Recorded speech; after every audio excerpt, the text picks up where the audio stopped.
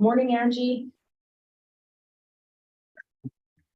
Oh, yes, she's there, front center. Very good. Yeah. Can you hear me? Yeah. Okay. So my meeting starts here in a little bit, so I'm going to participate in this meeting until I have to leave to go to my other meeting. Okay. So I see on the agenda.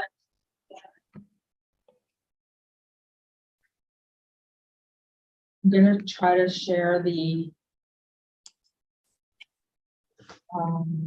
MPE presentation because she wouldn't have it, would she? No.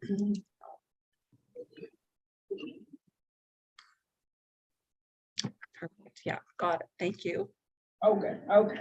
Okay, good. Thank you. Perfect. And is Sarah the first up after you call to order? She is.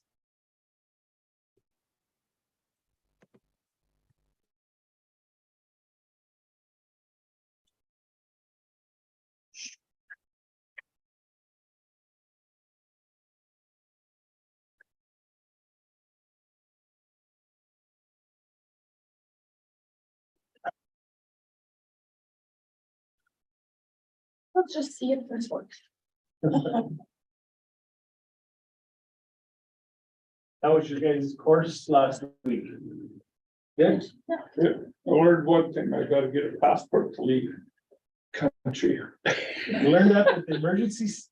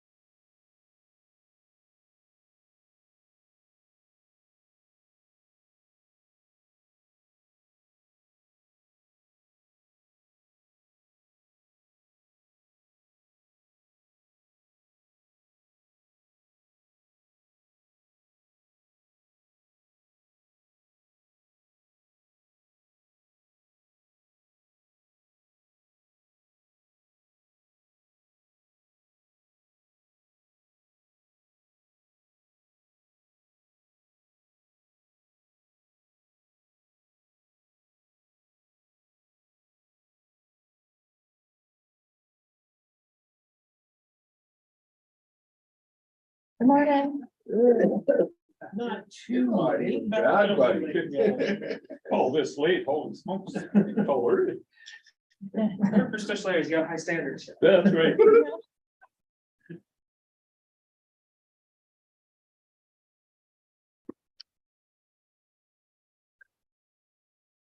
That's why I could get away at 8 o'clock.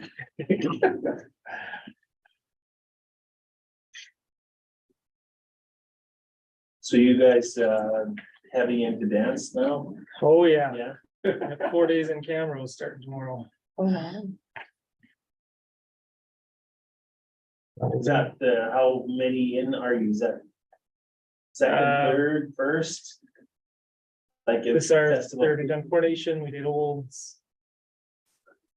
And then we do drum in 2 weeks and then Hanna after that. And it's the last one. Yeah. Which one are you in? Oh, no, that was a one-time deal. We had our legend status of dance and that was enough. Good, well, you're on top. Eh? Come on. Okay, call to order. I'm gonna reach out to Sandra.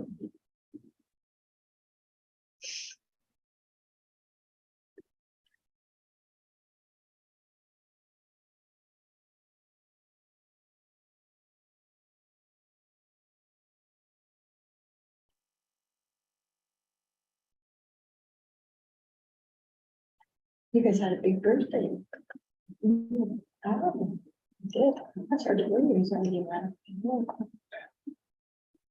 Yeah, it was a good day.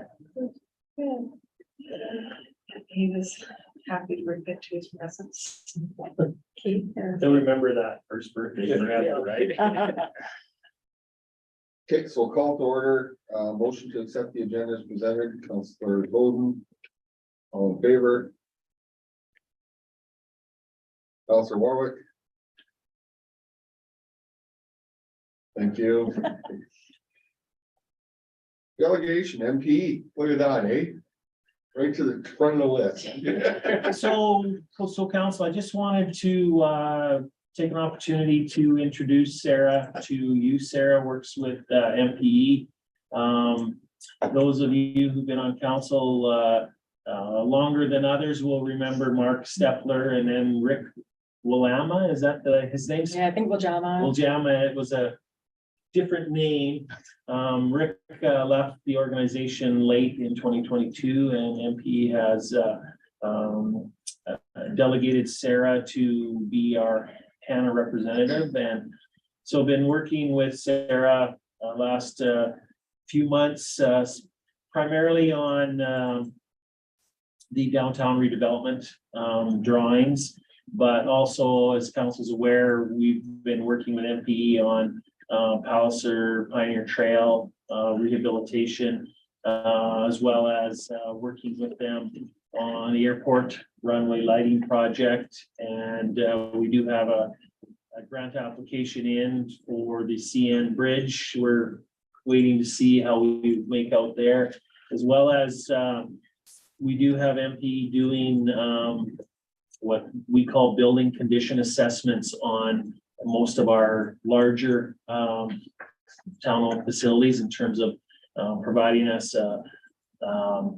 condition assessment of all of the major structures, components of the building, and a bit of at the end of the day, have a bit of a long-term life cycle plan for those buildings, as well as the other component of that project is updating our infrastructure management plan that was done in 2014. So updating it with what's been changed, what's been worked on in that period of time, and what's been changed or what may be changing moving forward. So been working a fair bit with Sarah.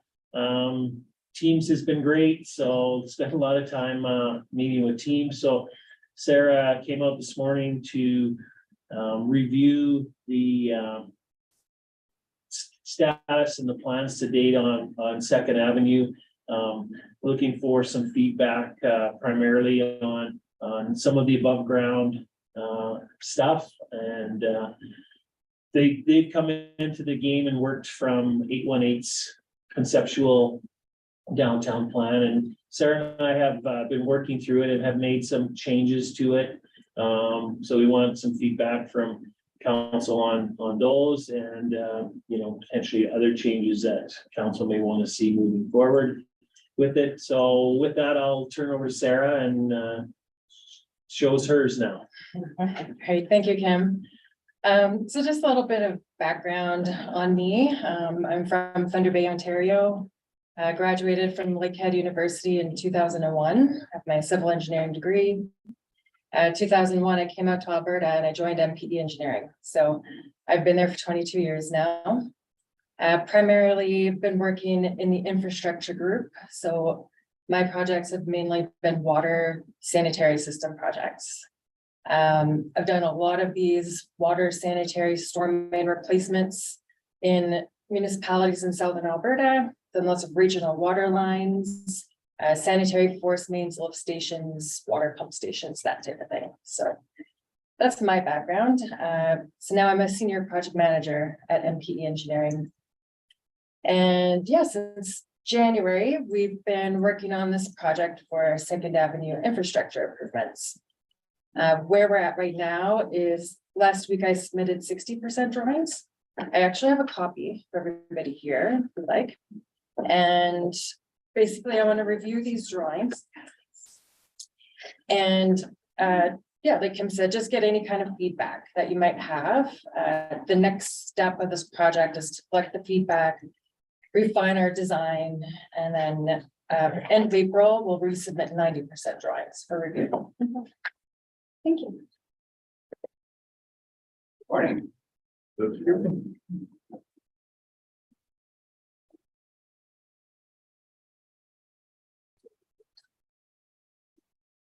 No, I'm good. I'm just slide over here. So And I might need help knowing how to switch slides. I think that's a really good question, but try, Yeah, this one didn't work. okay. Maybe with the sharing and the Zoom and stuff. Is there?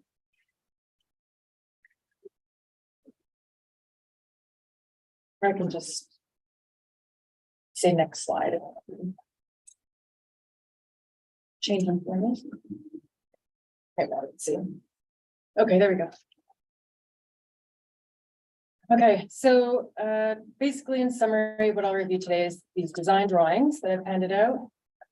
Street furniture, so that's all the benches and planters and that type of stuff that will be added. We'll go through the cost estimate for this work and the schedule. So this slide here shows the construction area for this project. So it's roughly 3 blocks of work between Second Avenue West and First Street East. That piece on the east side between Center Street and First Street, we've shown there is provisional work. So I've broken out my cost estimate with that cost separate. So that may or may not proceed depending on budgets. It's a bit hard to see on the screen here, but this slide here shows the west side and the deep utilities that will be replaced. So the blue line there, that's the water main. The red line is your sanitary sewer and the green line is your stormwater main. So right now, the sanitary main and the storm main will be replaced with the same diameter that's in the ground right now. The water main, it will be replaced with a larger diameter. So along Second Avenue, right now it's a 150 diameter pipe. We'll be replacing that with a 200 PVC pipe. And on the intersections at First Street, that will be a 150 upgraded from the current 100 diameter pipe. And then down at Center Street, that actually will be upgraded to a 300 diameter water main. Right now, it's just a 100 diameter. So the main reason that we're upgrading the water pipes to be bigger is just to get better fire flows in those pipes. Also, these water mains, sanitary, these are about 3 meters deep, these pipes. So there'll be some big trenches down that road when this work occurs, and the street will need to be completely closed. Yeah. Do you know how long it might take? Yeah, probably for the deep utilities, I'm thinking 2 to 3 months, depends on the contractor. And there's some other things that I'll go through later that might slow it down a little bit. Thank you. Also, the servicing to each of these buildings will be replaced up to about the sidewalk where the curb stops are. There's one fire hydrant as well, so that will be replaced as well. When we're doing this work, replacing the water main, obviously the existing services to the building along this road will be turned off. So there'll be temporary servicing. So that usually is from a fire hydrant, and there'll be hosing ran above ground along the sidewalk and into each of the buildings. And yeah, feel free to ask questions throughout this. Yeah, anytime, jump in. Yeah. So as Kim mentioned, we looked at the 818 studio concept for the surface works. So this drawing here shows the work area and the bump outs that will be added. So at each of the intersections, the concrete will be extended into the road for some traffic calming. As well, we have some parking and line painting, some wheelchair spots being added along the street. And I'll go through these drawings for each intersection in a lot more detail because the street furniture I mentioned earlier will be placed at these bump outs at each intersection. So have you done some of these redesigns, like are these bump outs standard? Yeah, we've done them in a few areas. The most recent is High River. Everywhere they've been different. They're bigger sizes. I have some photos later on for in Stettler where these have been done. Okay. Seen ones, especially. Yeah, I've got some pictures. Those ones are pretty similar. They're Yeah. a bit smaller than what we're proposing, but I'll go through those in a few slides. So this is the intersection at Second Avenue and First Street West. So these bump outs I'm talking about, so this side is the sidewalk here, so that's the existing sidewalk, it's the same size. Did you have a question? Well, a lot of, we've got limited parking as it is downtown, and I know business on the east side of that top picture. Like everybody parks right in front of the building, and so where would they have to park? Yeah, so that is one of the downfalls of these bump outs, is it does take up some parking space. It takes up a lot of parking space, and because for the dental building up on the top, then, That's the town office. oh, I'm sorry. Yeah. Town Okay, office town right here. office, and then, well, even a Royal Bank or ATV on the corner. That's where people park. So that's a concern I have, that it's taking up 1, 2, 3, maybe four stalls. Possibly. Mhm. Yeah, and that's good feedback. Like one of the things we can do is make this smaller. I know this was a concern when this design was starting that Kim had mentioned. We may have to make these smaller to accommodate more parking. I'll show you. I was talking about Stettler. They have much smaller bump outs. Mhm. I can show you those ones to see what they look like. And we did shorten a few of these in the other two intersections to accommodate some entrance to parking lots and that. But basically, we started with the same length than the 818 studio Yeah, concept. I think that was an issue. Yeah, so that's I something think that that as well. we can take as feedback if that's consensus, and we can make these shorter in areas or wherever. And just for an example, at ATV, there is a loss of some parking there, but there is a yellow curb that runs down both sides, and there's a sign that says no parking. Yeah. So you're not gonna lose the whole side because you're not supposed to park. Probably, and I'm just guessing, the yellow lines probably come into about here. So Well, right and there, maybe here. that's where the limitation can be, is that the bump outs are where the no parking is to begin with, and then people can park right up to the bump outs, because then they're allotted, but. Yeah, it is kind of, Yeah, no, that's one of the, I guess, cons with this. Yeah. Yeah, So so that's why we want, this is why we want some feedback, so. exactly, yeah. I guess there's a bunch of street furniture, trees, stuff like that. If we make the bump out smaller, just we'll have less of that as well. well, I think, yeah, So, I think parking is probably more important than furniture, yeah. in my opinion. So. So I'll go through some differences from the 818 studio, because we have made some revisions from their concept. One of the big changes we made is we've made this radius much larger around the intersections. The original concept had these bump outs coming out into the intersections quite a bit.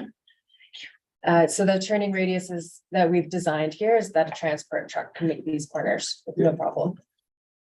Another change we made is just the width here. So we've left those at 5 meters wide, where the original concept was 4 meters wide. So again, we've made that a little bit wider to accommodate some of the larger trucks and trailers. So the street furniture, it's a bit difficult to see on here, but there is some better drawings in the packages I handed out. But at each of the right-hand lanes before the bump outs, there's 3 bollards in place. So even if there's snow covering these bump outs in the winter, there's still visibility for the traffic coming down to show that there's a bump out here. These are really difficult to see, but there's some tables, they look like this. So they're little tables with 3 chairs. Also, I have flagged a drawing in the drawing set with a yellow sticky, so that'll take you to some photos of what these things look like. And I have some photos coming up in my slides as well. So originally, 818 Studio had about 7 of these tables at each intersection. And we've reduced these down to 4 roughly at each intersection. Also, there are some windscreens that were shown in the 818 Studio concept. So an example, it's right in here, there's a windscreen, and then right in here. So mainly, my understanding is those were added after some feedback from the town on people would actually maybe use these tables and benches if they had a little bit of the wind blocked from the road. So there's 2 windscreens at each intersection, which is the same as what 818 Studio concept had. There's a number of benches included. So these little symbols here, those are the benches. Again, 818 Studio, they had, I think it's about 4 at each intersection, and that's what we've matched as well.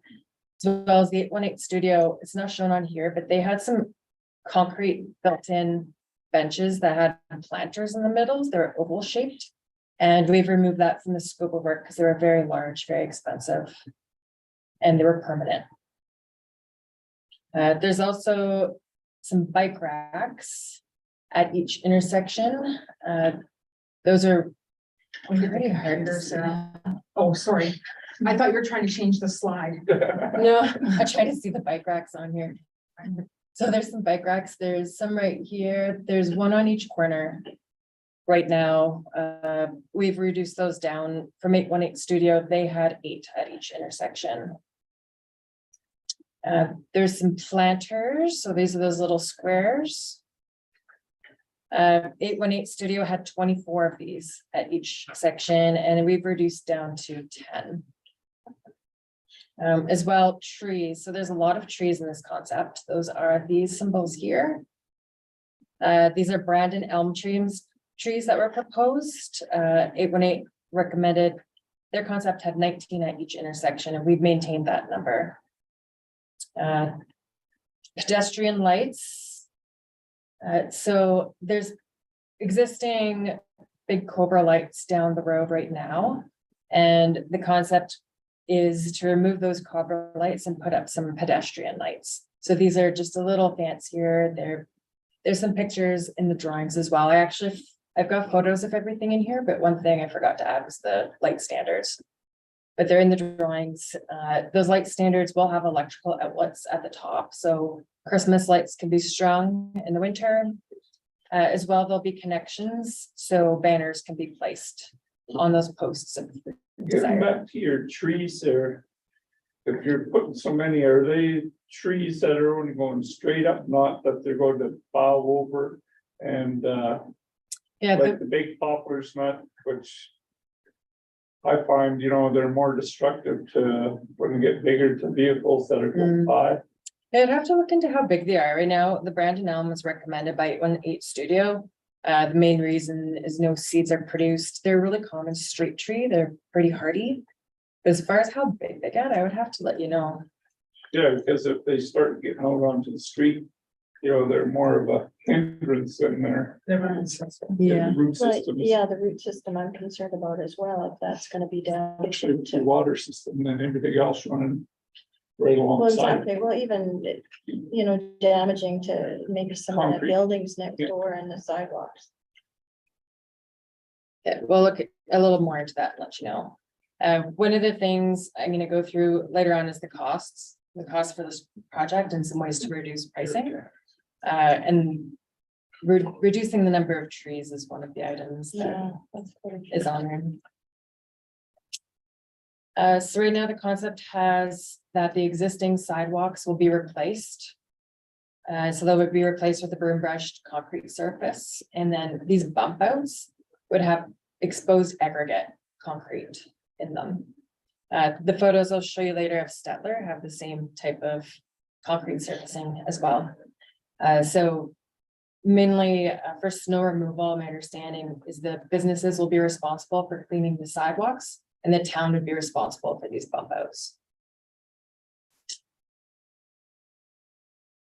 Okay, so I have each intersection shown here, although I know it is a bit complicated to see. So one of those areas I was talking about where we did actually shorten some of the bump outs is this one here. So my understanding is this parking lot here, there's the roll curb in here for entrance into the parking lot. So we made this one shorter. So that's an example, I guess, of, And some of the others could be made. yes, Shorter some of them as well. could be shorter like this as well. And so same number of furniture basically on each intersection. And obviously, if we reduce the size, the furniture would be reduced, but so would your costs. Another place where we had shortened the bump out is this northwest intersection on Center Street. And again, there's an entrance to a parking lot there we had to accommodate. That's the roadway.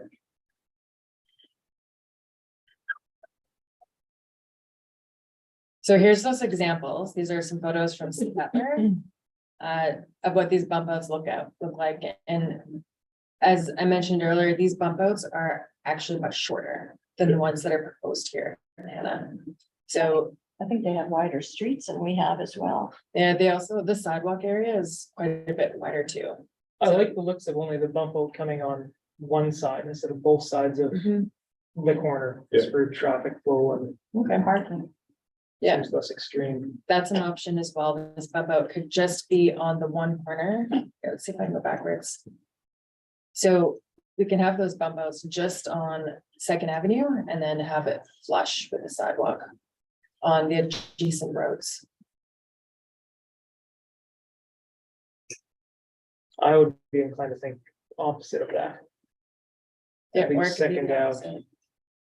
The main With thing wider with these sidewalks. is the traffic calming on Second Avenue. That's more the main road. This, I'm not sure if, you know, speeding cars is a concern here, but that is one way to help. It's not calming if you can't turn the corner. The RBC corner where I had a business across, that corner is so difficult to turn if someone is parked, as well as the dentist's office, if anybody's angle parked. It's Yeah. almost, I'm in a truck and just turning that corner. Now you're, Well, if that's the case, this would be better. If less Yeah. parking, you wouldn't be able to see. There would be no across. vehicles there. no, except now you've got concrete pillars and furniture They're Yeah. much smaller than everywhere. vehicles. So the turning radius on these are, we've actually designed this for a transport truck. The WB40 semi. With a well-trained driver. So it's really, we've, and if you, I guess it depends how you're getting to these corners right now, because you can see the radius of the existing corners are very sharp. Like they're very small. So I guess it depends where your vehicle is when you're making that turn. But this is forcing cars out into the middle of the road and making a big wide turn. That would also get rid of the stop sign in the middle of the road. Yeah. Or will it? Where's the stop sign now? Dead center of the road. Like, at the Right in intersection, here? well, On it, on the. Not on that, so just on Second Avenue. So there'd be a stop sign right here, Oh, okay. and one right here at each of the intersections, except for the one out here. Does the concept change the width of the sidewalks? The sidewalks are being replaced at the same width in this concept. Okay. Yeah. And the objective of the 818 was for aesthetics and walkability. Was to make it more attractive and for people to want to hang around downtown, right? Yeah. Yeah, so that's, these areas here are meant to be areas where, you know, there's the tables and benches and trees, and kind of a gathering area. My understanding too, if there was some kind of festival or event happening on the street, you know, you can close things down and this was just an additional area.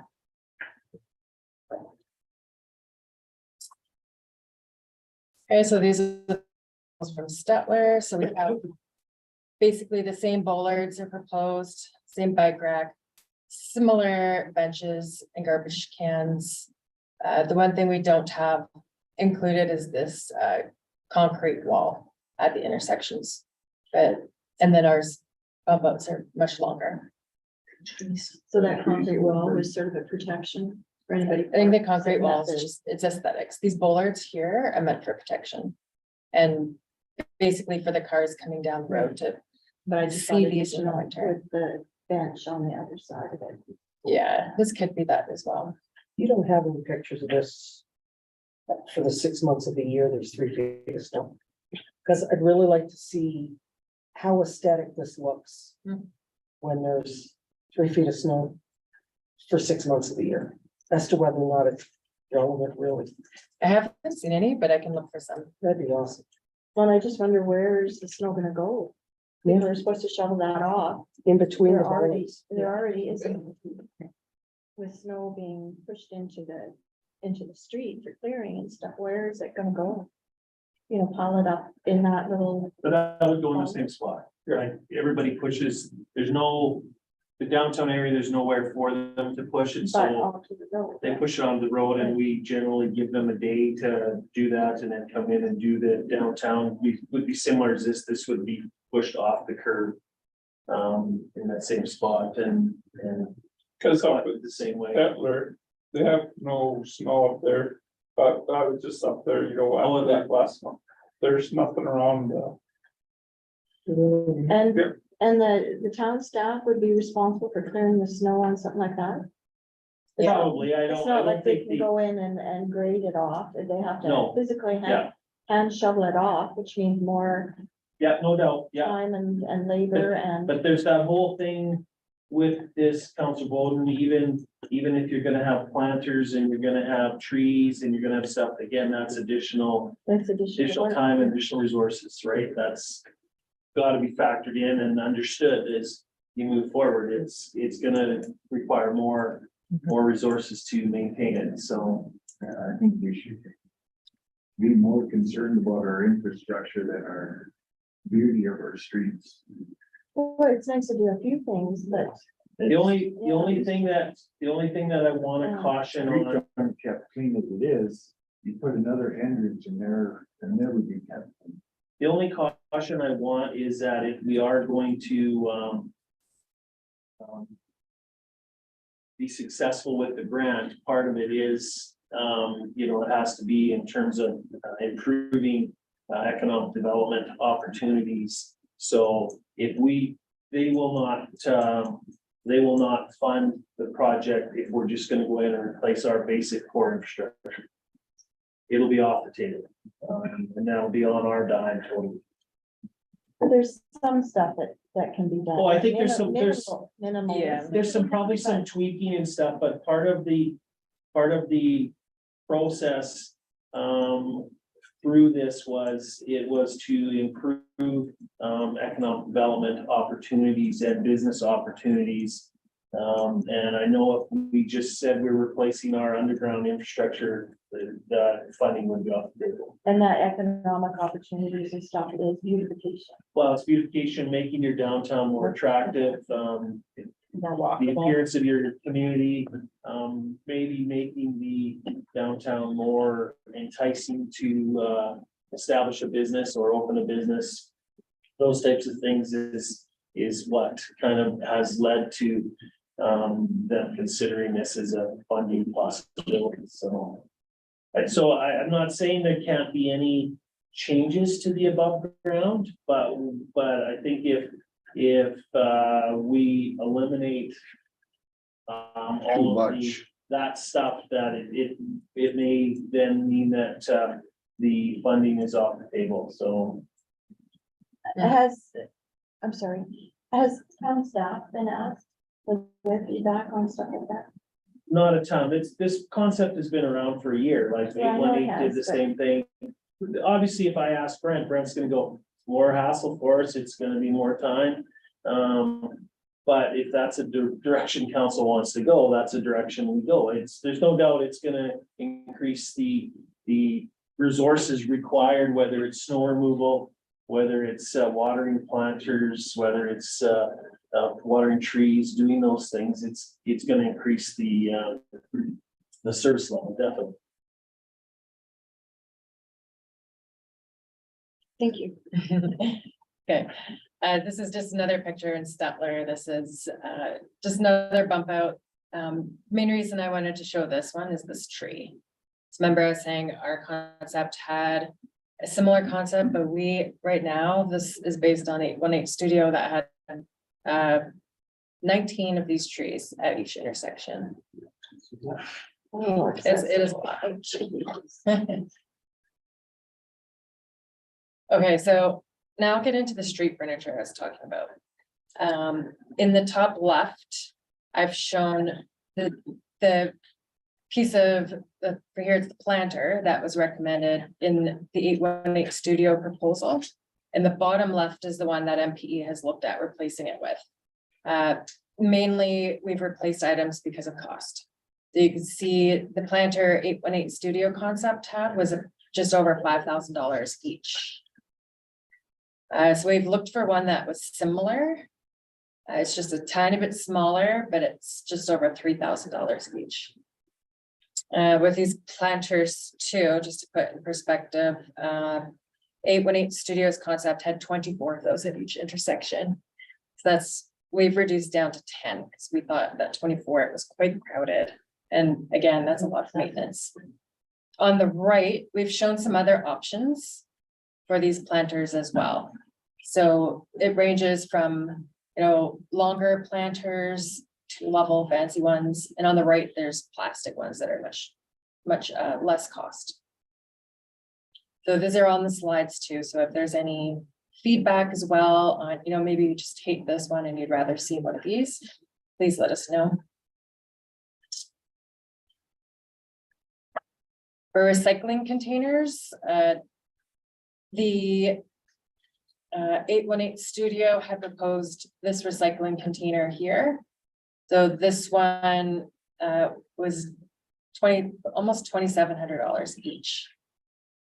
So we went and looked at a few that we thought were equivalent and better priced. And this one on the top here, this one's about $1,600, so a bit cheaper. It has that wood paneling that would match the benching that was proposed. Or there's this one down here that's about the same price. This one has a bit of a lid on top for the recycling, so. Yeah, so there's a lot of different alternatives we've shown. I think there's 2 or 3 slides showing them here. So these are all the other options that are out there, and we've included the pricing as well. So there's some aluminum, there's ones that look like wood, there's ones with where you can see the bag through the slats. There's these square ones. There's all sorts of them out there, but right now for our design and our cost estimate, it's this top one that's being used. So here's some more here. There's some that are combined with the trash and recycle can as well. Bike racks. This is the bike rack here that MPE has in the design. The one that was actually in the 818 concept, it was one that was permanent and it was cast right into the concrete, where this one's bolted down. This one here has a little bike shown in this part here. These ones are really common, and I believe my photos from Stettler may have had one of those too. I might have forgot to point out. I think I know a couple welders that might be able to. Yeah, You know, those ones are 200 each. For benches, this is the same bench that 818 Studio proposed as well. This is the one we had looked at and kept in the design. These are almost 2,000 a unit. And she used to have arms. For Okay. seniors. So that was one of the things that actually was reviewed when 818 Studio had been doing these with the concept, and the feedback was no armrests. So, but there are some here that we do show with armrests. And there's actually, I can send one of the bench that was reviewed with arm rests that 818 Studio had originally as well. It looked, I believe it might have been this one, but I'd have to double check.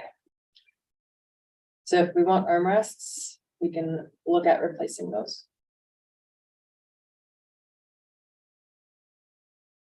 For the tables and chairs, this is the unit here that was an 818 Studio concept and is in the MPE design and cost estimate. So we're showing the round table that's shown here, but there are options to have square with the wood. As well, the texture for the chair right now is this one on the right, the perforated, but there is an option for the grid. We just thought the perforated looked more comfortable. It's a bit tighter woven, where the one on with the grid would be a bit rougher. There's also different color options. Right now, we've shown the aluminum surface. I just don't know where we put 16 tables. Yeah. We don't have that many people in town. So there's some large bump outs right now, so that's why there's. I'm just, yeah, when we're talking about Yeah. costs and things, that's. Okay, wind screens. So there was 2 of these wind screens at each intersection near the roads, similar to what's shown here. There's, if you want a snow hold, it's a severe issue right there. Yeah, you know, this is something we struggled to find in any small municipalities in Alberta. We've been looking at Google Earth at a bunch of similar areas, and we've actually contacted the supplier and asked them to provide us with a list of where these are installed. It looks like now these are mainly like in downtown Calgary and courtyards and stuff like that. So this is one that we have struggled to find. Especially right along the streets, if that's what you're looking for. 'Cause Yeah. I work out in the country and anything that holds snow, this will be. Doesn't matter what. Yeah, so I guess the original concept that they put in the studio is mainly to have these just to block a bit of wind, so people would be more comfortable sitting at these chairs, the benches and the Yeah. tables. So the panels that we've shown are 3 panels on our drawings, like this one on the right with that color, but this texture.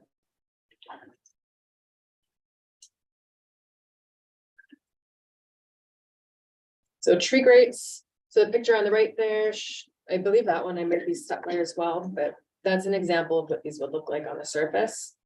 The tree grate is that metal piece here, so that is the one that is spec'd on the left, but there's some other options such as that one on the right. Also, I wanted to show this here. The trees, we mentioned there were 50 overall. This is your price for those 50 trees that we've estimated. Yeah, supply and installation. I wanted to break that out on this one here, just. I don't remember seeing all of this from 818 Studio, to be honest. I attended every meeting. I don't remember them talking about trees or grates or. Yeah, all right. I have a Yeah, copy no, if you want they to see. did. And again, the numbers might surprise you a little bit and again, if you're gonna have them, you have to have a grate for them or they're not gonna survive. So yeah, so that's certainly an area where as you look through the bump outs, you go, okay, do we even want trees on the bump outs? Stellar didn't have any trees on their bump outs. That's right. They had wider sidewalks, like shown Yeah, on the right. yeah. They had them along the sidewalks.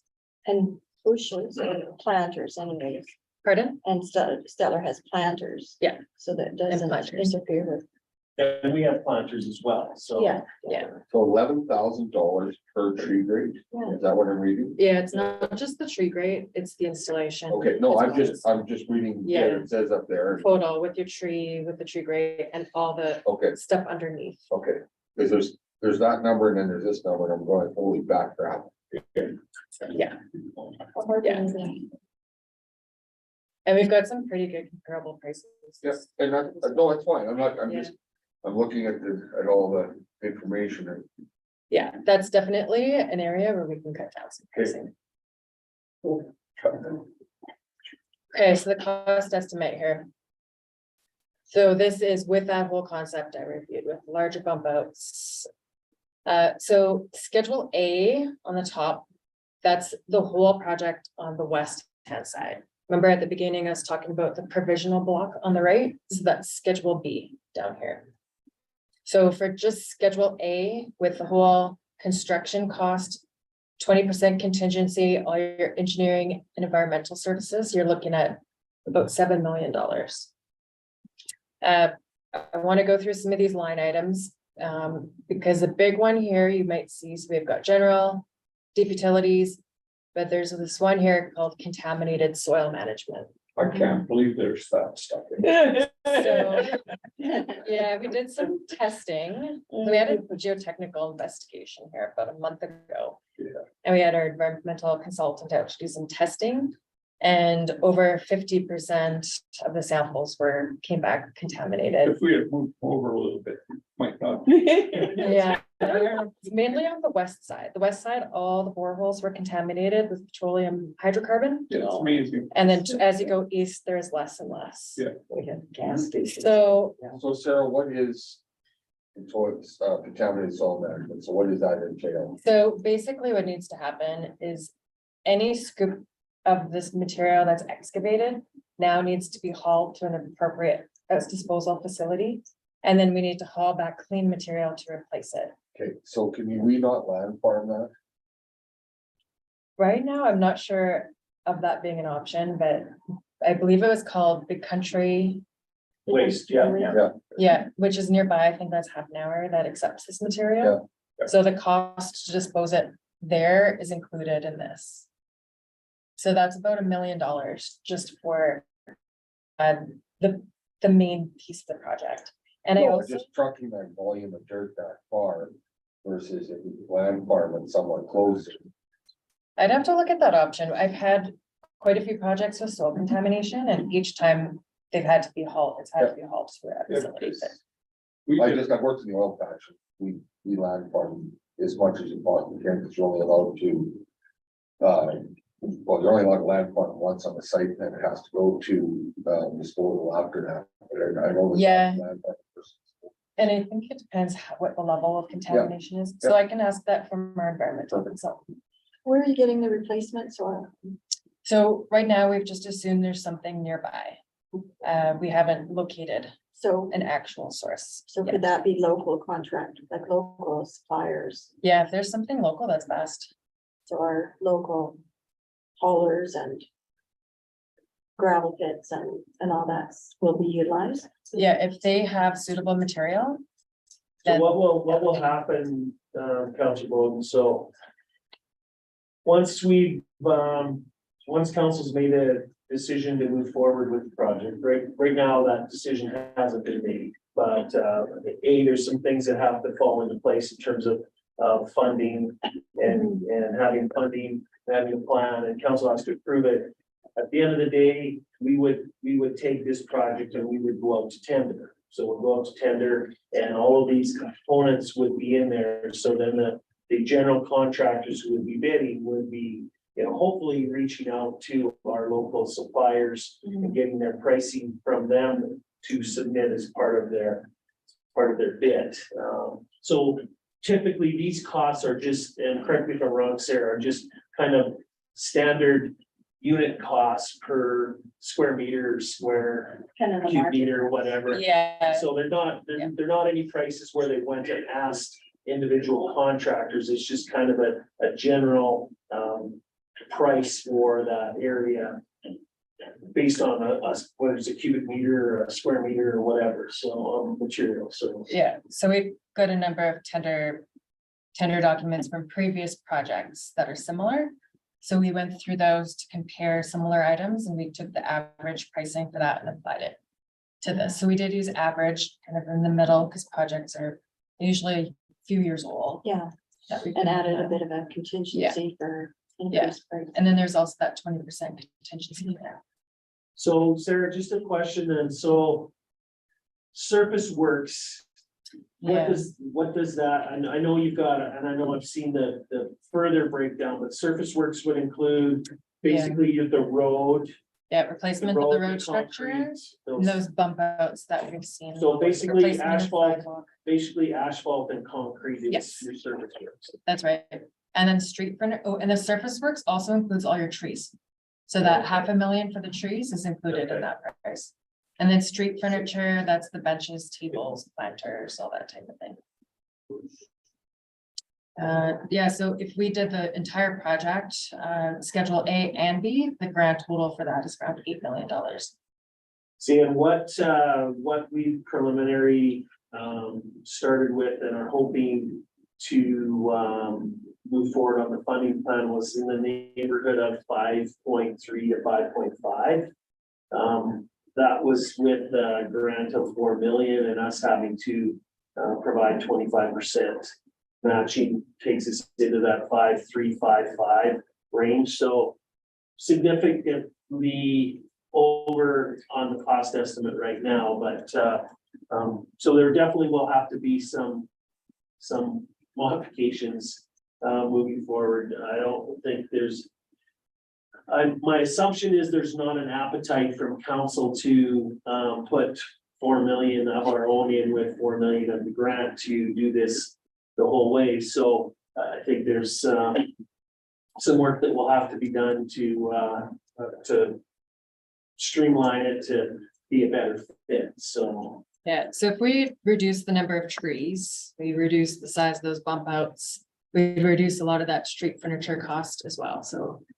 Those are some opportunities. we but I have to don't reduce think the when you cost. look at it, for the most part, just looking at that, you've got your general costs are going to be there, your deep utility costs are gonna be there.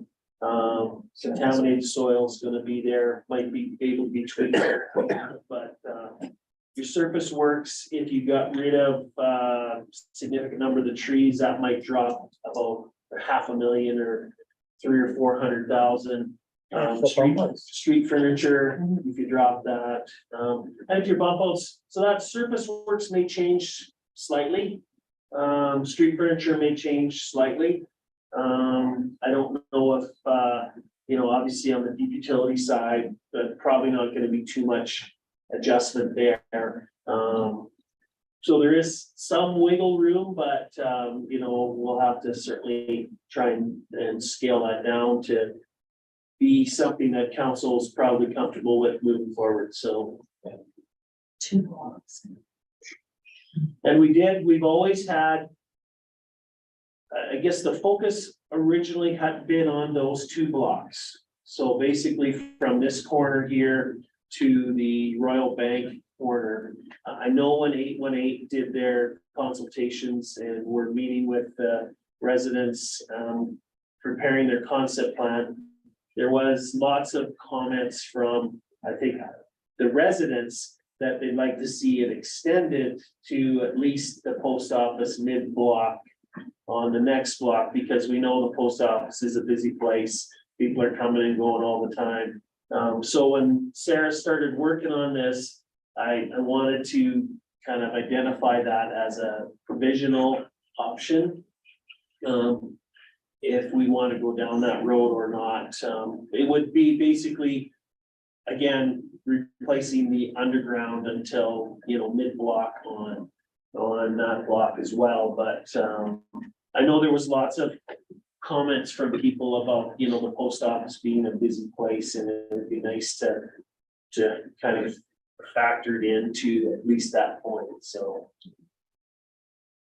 And there is a huge investment in the infrastructure that impacts the downtown economy.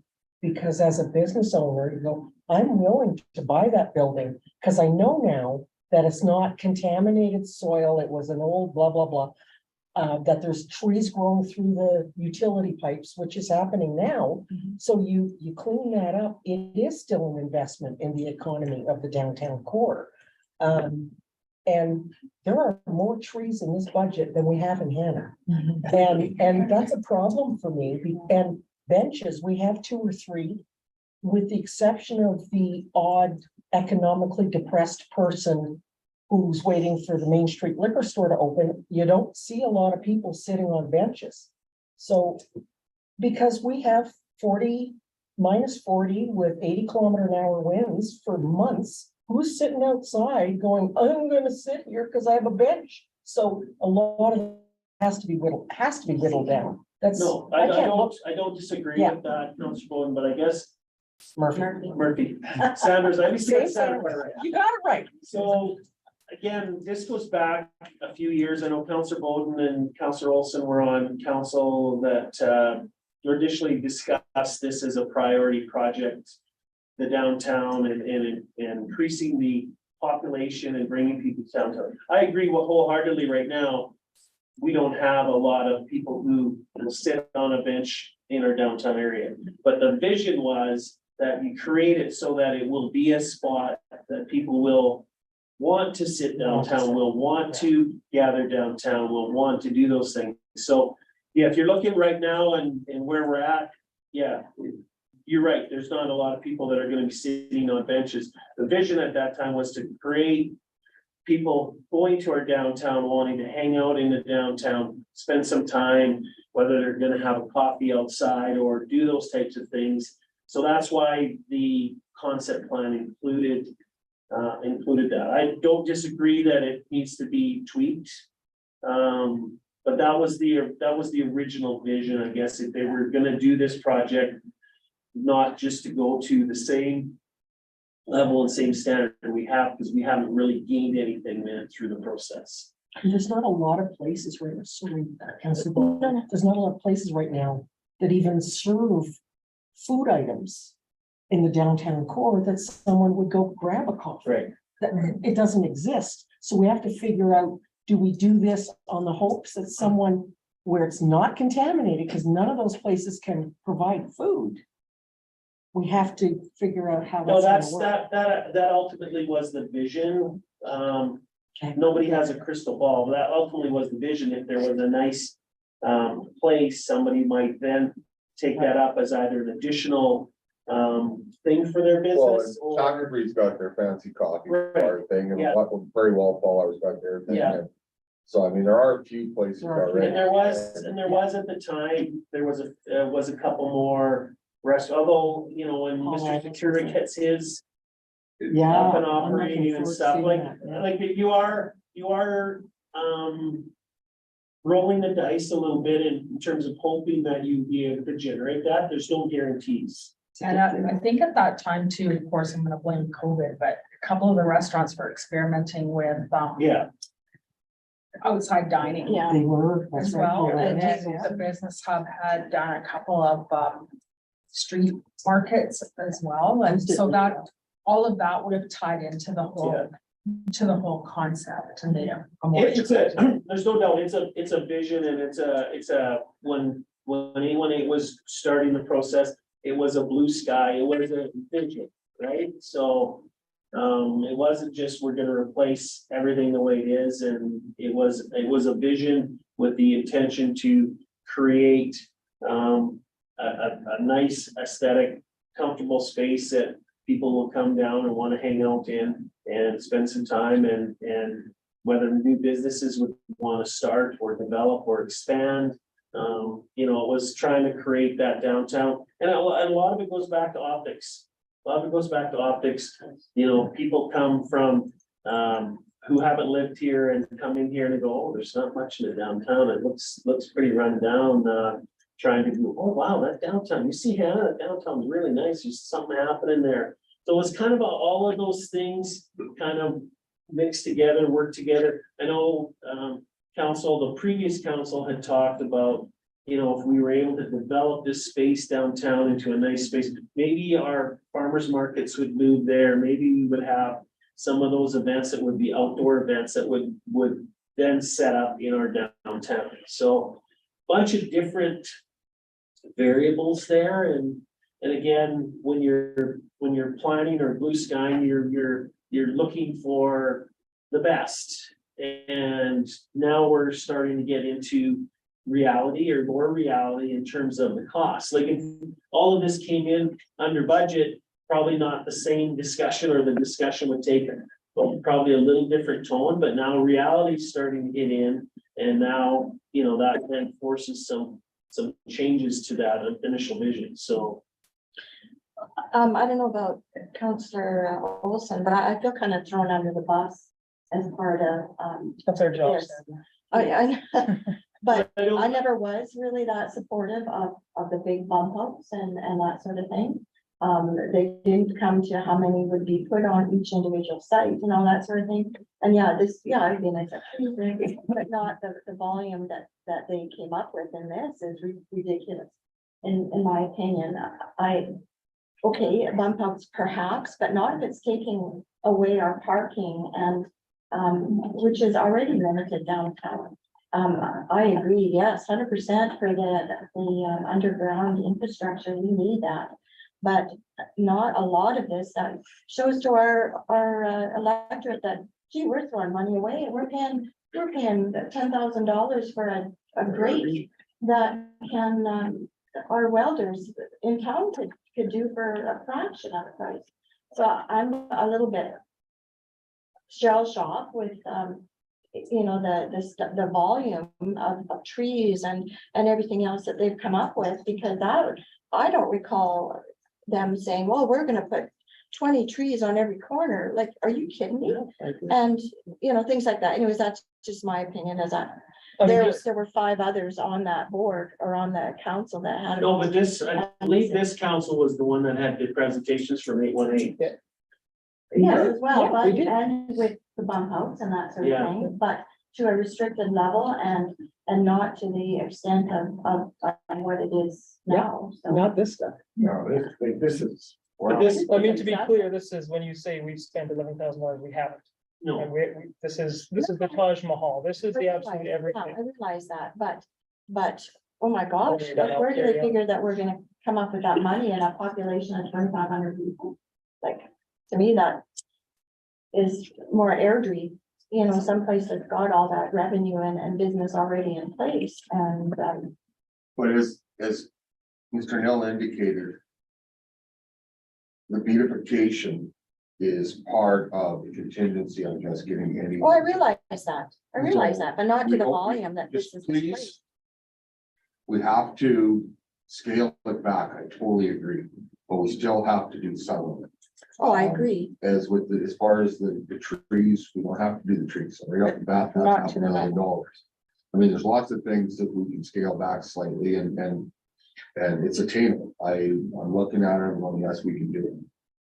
so as I said, 818 did their concept plans, met with council 2 or 3 times, reviewed the concept. That's the concept that MPE worked off of to do the detailed design and the detailed drawings. We have made some tweaks, as Sarah indicated. We have reduced the bump outs from the size of the bump outs from what was in the 818 concept. It could be reduced more. That's certainly still an option, but we have reduced them slightly. We have reduced the number of planters. We have reduced some things that just in conversations with Sarah and I, it's like, okay, let's do this. Gets to a point where I don't want to be the guy that's saying, get rid of trees, get rid of this, get rid of that. So we've scaled it back to what I initially was comfortable with to bring as a draft. Certainly we will need feedback from council on whether we want any trees, whether we want to reduce tables, windscreens. Those are still options on the table. I guess it's just here for your feedback and for your discussion. The designs are not done, they're not complete. It's just an The opportunity. 818's designs came from their consultation, their public 818's consultations, plus their. Came from their consultation, their stuff at the post office, their stuff with the businesses when they interviewed the downtown businesses, and their time they spent at the farmers markets, gathering feedback. So, again, as Councillor Olson said, this is blue sky, this is Taj Mahal, this is, not throwing any concept in terms of dollars, but now reality starts to set in and there will have to be some adjustments, so. We had a question, just. 818, is that the engineering company who. Consulting. They were consultants that did this plan over 20 and 21, so. Like, it's my feedback. I'm not a fan of the wind screens, especially when you say there's nobody around that's doing it. There's obviously a reason for that. After seeing that one picture in Stettler that showed this smaller bump out, looks like it's only on one side. I'm far more comfortable with that. They still look useful. They looked a lot smaller than what I can envision on the drawings here, and only on one side. That has more appeal to me to be off of Second Ave for the most part. And you say traffic calming, I don't see much traffic raging that needs to be calmed down through a lot of those. Okay, so you're thinking smaller bump outs and keeping it on Second Avenue? Off of Second Ave. So on the. So with the one there, that I see, and there was still, whether it's a spot for a table or a bench there, and you're still, you have full visibility of Second Avenue. It's just off of where more traffic is and where parking is the premium. You have to go back one more again, or back to where you were. Other way, again, the one that you just showed, yeah, so the one on the left, I guess the right side is the same way. It looks like there's nothing, on the left picture, it looks like there's nothing Yeah, it's a wider side. bumping out.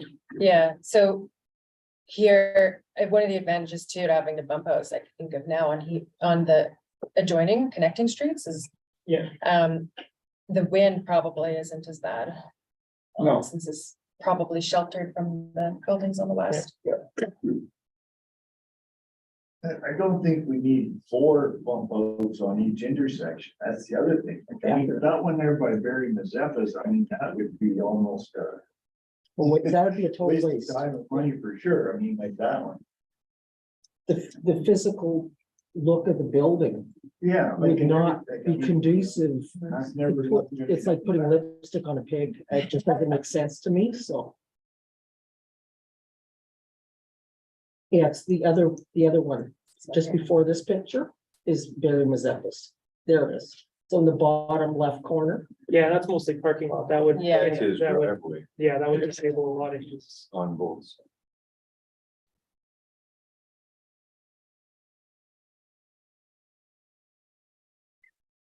So I'm trying to read minds. So then we could look at, maybe removing the bump outs in the office and Barry Mazeppa's. That's set, those two. Is that kind of what your thoughts are? Cause I don't know if it would. You make can't any do one sense to side have- without the other. Yeah, I don't know how it would look or whether it makes sense. Or you do opposite corners. Opposite corner.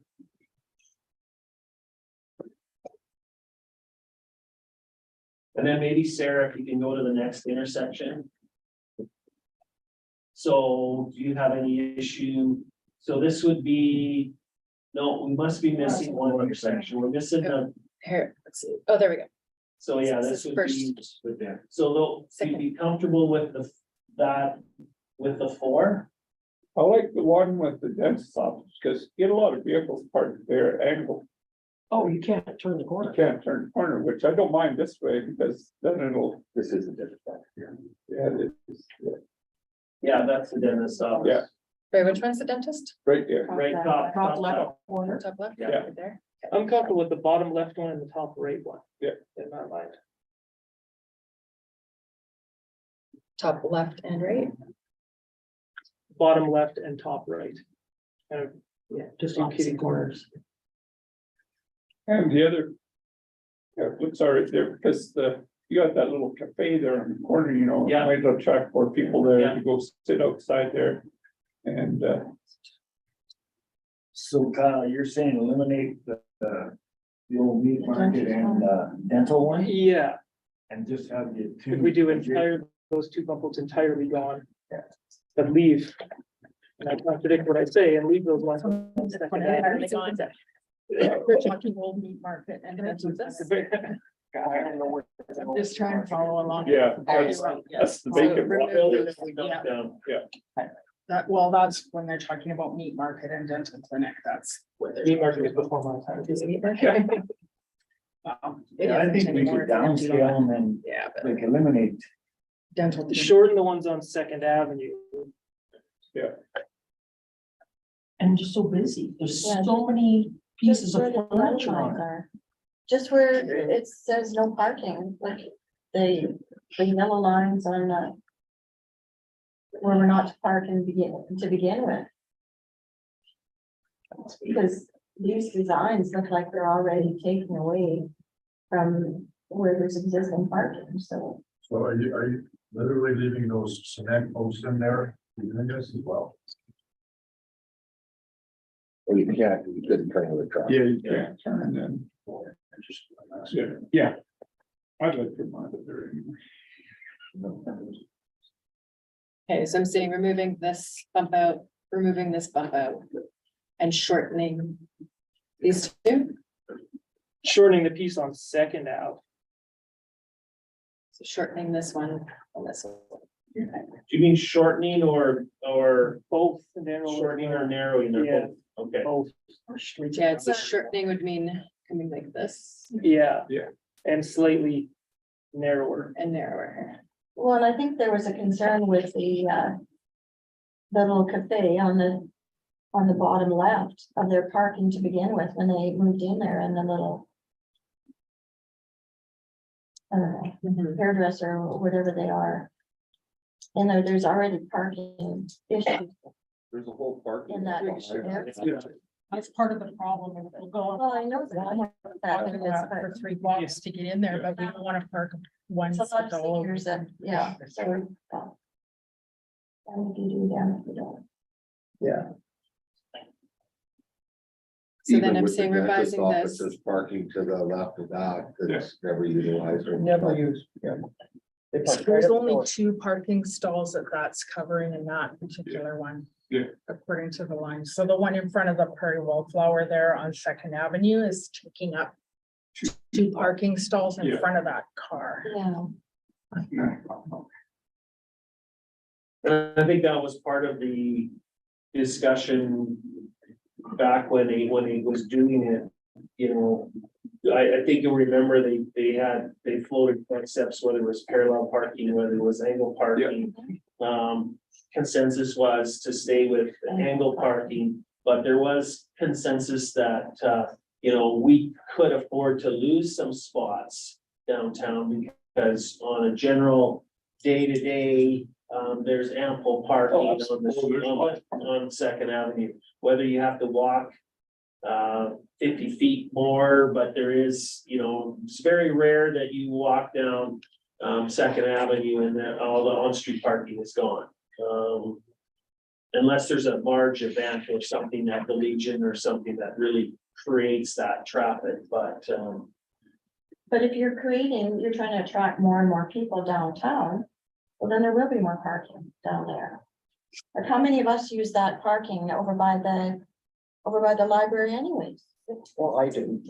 Only because we don't Well, have when you're there to. for the Only library. because there's no. yeah, I think that's a fair comment because you don't have to. It's like I park right on the street, so I'm going to. If you have to park there and walk. I use it for our chamber meetings, because it just, I don't. Easier. Yeah. well, You don't have to angle and. So any other feedback that Sarah can take away that jumps out at you? I'm trying to capture some of the feedback here and correct me if I'm wrong. So eliminating, I could see eliminating trees, because, I look at them, they're more on a corner, they're more of a hindrance, for. no, for drainage, if they're I still don't like shedding the their, infrastructure underneath. Nope. But we're all stuck in poplar world, though. Not everything's as destructive as a poplar. No, most trees are, I'll disagree. no, but you can get trees. you can get trees. That the root system will go straight down. Straight Those are down. the ones you want. Yeah, You don't want anything that are gonna go off and out, and you want them to go straight down. I guess I better put my hand up. I keep talking out of turn, sorry, Councilor Searle. Like trees in that area, right at the corner, is that not where our drains are? And if they're shedding their leaves, is that not gonna be a drain issue? For plugging our sewer drain Well, that's gonna be lines, our storm sewer. storm sewer, yeah, Yeah. Leaves. Catch basins right here. yeah, so that. Is that not a concern? Well, it can be, they go in our residential areas where leaves fall, Oh, they yeah. cause the same issue, so. But more so downtown, I guess there's, if that's an issue, well. Yeah, in a perfect world, it would be, I don't know if I would call it an issue, but I would call it more of an inconvenience. But, you know, potential if they are plugged up, that we'd had a heavy storm. Generally with leaves, if you've got a heavy rain, it's gonna have enough volume pressure to push through the system, but yeah, so just trying to recap, so we want to eliminate the bump outs at town office and Barry Mazeppa's corner. Yes, that means. I would like to see them minimized to within the parking bylaws on the roads. So that if there's a yellow line, maybe that's where our blackouts are, and nothing beyond, no compromise in parking. Which is my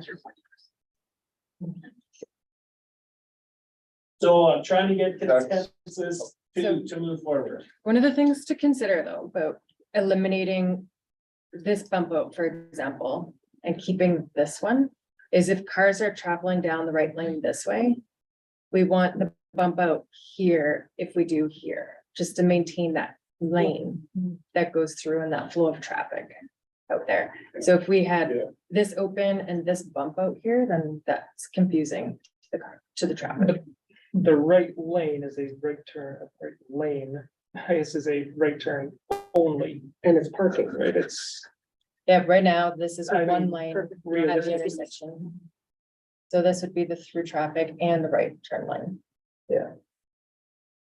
I don't see that as, But yeah, the other way you'd have to do it is make this a right turn only. Well, so if you have one bump out on the right side and not on the left, currently, when you're driving, there could be nobody, and then you got a 3/4 ton truck parked in front of Connie Deadlock's Yeah. place, for example. You don't plow into it. You go, oh, that's right, we have a lane. yeah, I don't see that as big of an issue unless you're I'm gonna say this, unless you're a poor driver. Those But- bollards will help Darwin out, I think. and- Yeah, Yeah, so that's why we have the bollards on the right. Yeah. Lane for the first one. but I guess just trying to move forward, and so if we look at removing those two. And I'm not talking about narrowing or smalling right now, I just want to figure out which ones we want to remove. So we would remove these two, town office and Barry's. We would remove Kitty Corner, so we'd remove the one in front of the dental clinic and one of Down to that the intersection. Central Meat. Yeah. Meats, and then if we go to the far intersection, Sarah. That one, so what are your thoughts on that one? No, Center Street's a really wide street. Yeah. And it's fantastic for parking. So having bump outs is not gonna affect that street. Second Ave is nowhere near as wide as Center Street is. You mean Second Street? Second Ave. Second Ave is the same width. I know, it's narrow. No, I think it's more narrow than Center Street. Do you think they're the same? I would think that Second Avenue is wider than Center Street. Or very similar in size, because there is angle parking on Center Street in front of Chinook as well as Royal Bank on that side. So there, I don't have a measurement, but I'd say they're probably pretty close, Counselor Murphy. For the first block. Can you print it on the floor? But I guess, what are your Looks in at thoughts? the What are your thoughts on this intersection? We've made some potential adjustments to the other two intersections. Do you have a thought on whether we remove any in this intersection? Well, the one at the park, I would say should stay. You know, I mean, more people are gonna go there and gather if anything. It's a beautiful park. I'd still like to Shouldn't be narrow the park. second out. One at the Royal Bank, I don't. No one's gonna sit in front of that bank. No. Seems awkward. And, you know, that one. Bank is the top There left. seems. So I think, and I don't know aesthetic wise, I haven't seen any or have any comparison. Whether if you were gonna eliminate, I don't know if it would make sense if you eliminated this one and just had these two, or would you do it the same as the last intersection and remove the cross corner ones?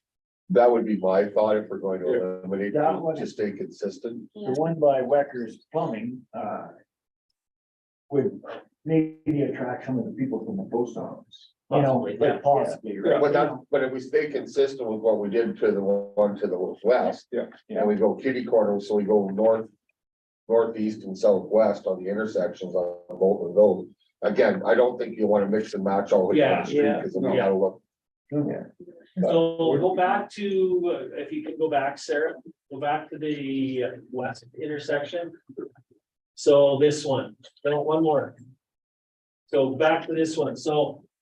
Again, trying to be consistent, as the mayor said, we're doing cross, what, do we do that here and go here and here That would be my suggestion. versus just these two? So this one's back in. Yeah. Like, I just want, The town, I personally think would be fantastic space in front of the town. Yeah, I like that It's one. really nice right now with the Okay. rocks, but I gotta tell you, walking on those rocks when you're parking, that, I've almost killed myself twice. Okay. So that So- would be fantastic. so am I kind of getting consensus then? If we're gonna eliminate two bump outs at this corner, we would go this way, Yeah. we'd eliminate these two. Yeah. That way you've got traffic on both sides of the street that, Right. you know, if That can people are go. traveling Yeah. on the south side, they'll stop maybe, you know, or whatever. And we can make it like we meant to do that. And then it's just, So the other thing that I want Abstract some art. feedback on too, and I know I'm probably going the wrong direction here, but just in terms of the width of the existing sidewalks. And I don't know, Sarah, we haven't had this discussion. I don't know if we've widened those sidewalks a little bit, how it affects your angle parking too much, but they're not real wide. And if you want to have whether that's an option too, that we are able to increase the size of the width of the sidewalks downtown a little bit to make them a little bit wider. I don't know if council has any thoughts on that. Again, I don't know if we can do it based on angle parking and. Because, well, you take a look at your 4x, the trucks are bigger and, you know, if you extend your sidewalks, you're narrowing your street. But the other option too, and correct me if I'm wrong, Sarah, I'm not a planner though, you could slightly change your angle on your lines, correct? I'd have to review that with my. Okay, yeah, no, I'm sorry, I just kind of threw Yeah. this. No, out as we- I've got if it. you slightly angle it more. And, Yeah. That's with you thinking people actually follow the rules. Well, let's stay within the lines, yeah. It's not gonna happen. Well, whatever happened. Pollyanna, you have to be a little bit. In my ECDEP training, and I realized that was a number of years ago now, that communities are encouraged, if they're going to increase their sidewalks, to accommodate 2 baby strollers side by side. Is that still? So I guess, Sarah, that's a take home to see whether Yeah. there's any options there. The other thing I'm looking at here is the sidewalks at this intersection at Second Street are actually narrower than the other two intersections. We are showing it's a 1.2 meter wide sidewalk in this area to 1.5. Where the other intersections, the sidewalks range from 2.2 meters to 2.2 meters. It's the standard street. Yeah.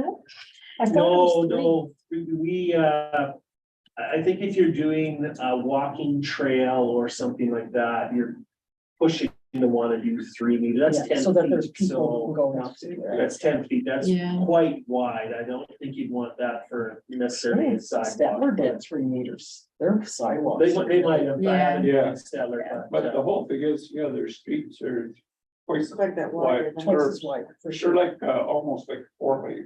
oh, okay, yeah. Council Crowe? I would think if you scaled back those bump outs to the one like in front of Barry Mazeppa's, like that one, if you Make all the downscale others small. pull them down to that size, it would probably cut costs for considerably. And it's not interfering with any parking stalls or nothing that way, you know. Another, So are you Wait. saying, Councilor Crowe, to have, leave all four on every No, intersection? no, just, Okay, just that's. down to scale the two that we're gonna put on there to that And then scale. scale them down. So I think that's the next step. So I think we've got some consensus in terms of eliminating some bump outs. Then the next step would be then looking at those existing bump outs and making them smaller, as well. That's kind of the consensus I'm getting. Yeah, Okay. And that will, eliminating some bump outs will obviously reduce costs, both on the hard fixtures in terms of the concrete required, but as well as street furniture, all those other things too. Yeah. So there'll be some reductions there as well. So, and it actually, if we shorten the bump outs on the connecting streets. Right now, we've got the road being replaced up till the end of those, where the bump outs tie back into the concrete. And that's also where we replace the deep utilities too. So if we shorten them, that's also less pavement and less deep utility costs. so the other question I had, Sarah, just. So where does the lighting must fit into the surface works or? Yeah, the lighting is in the surface works.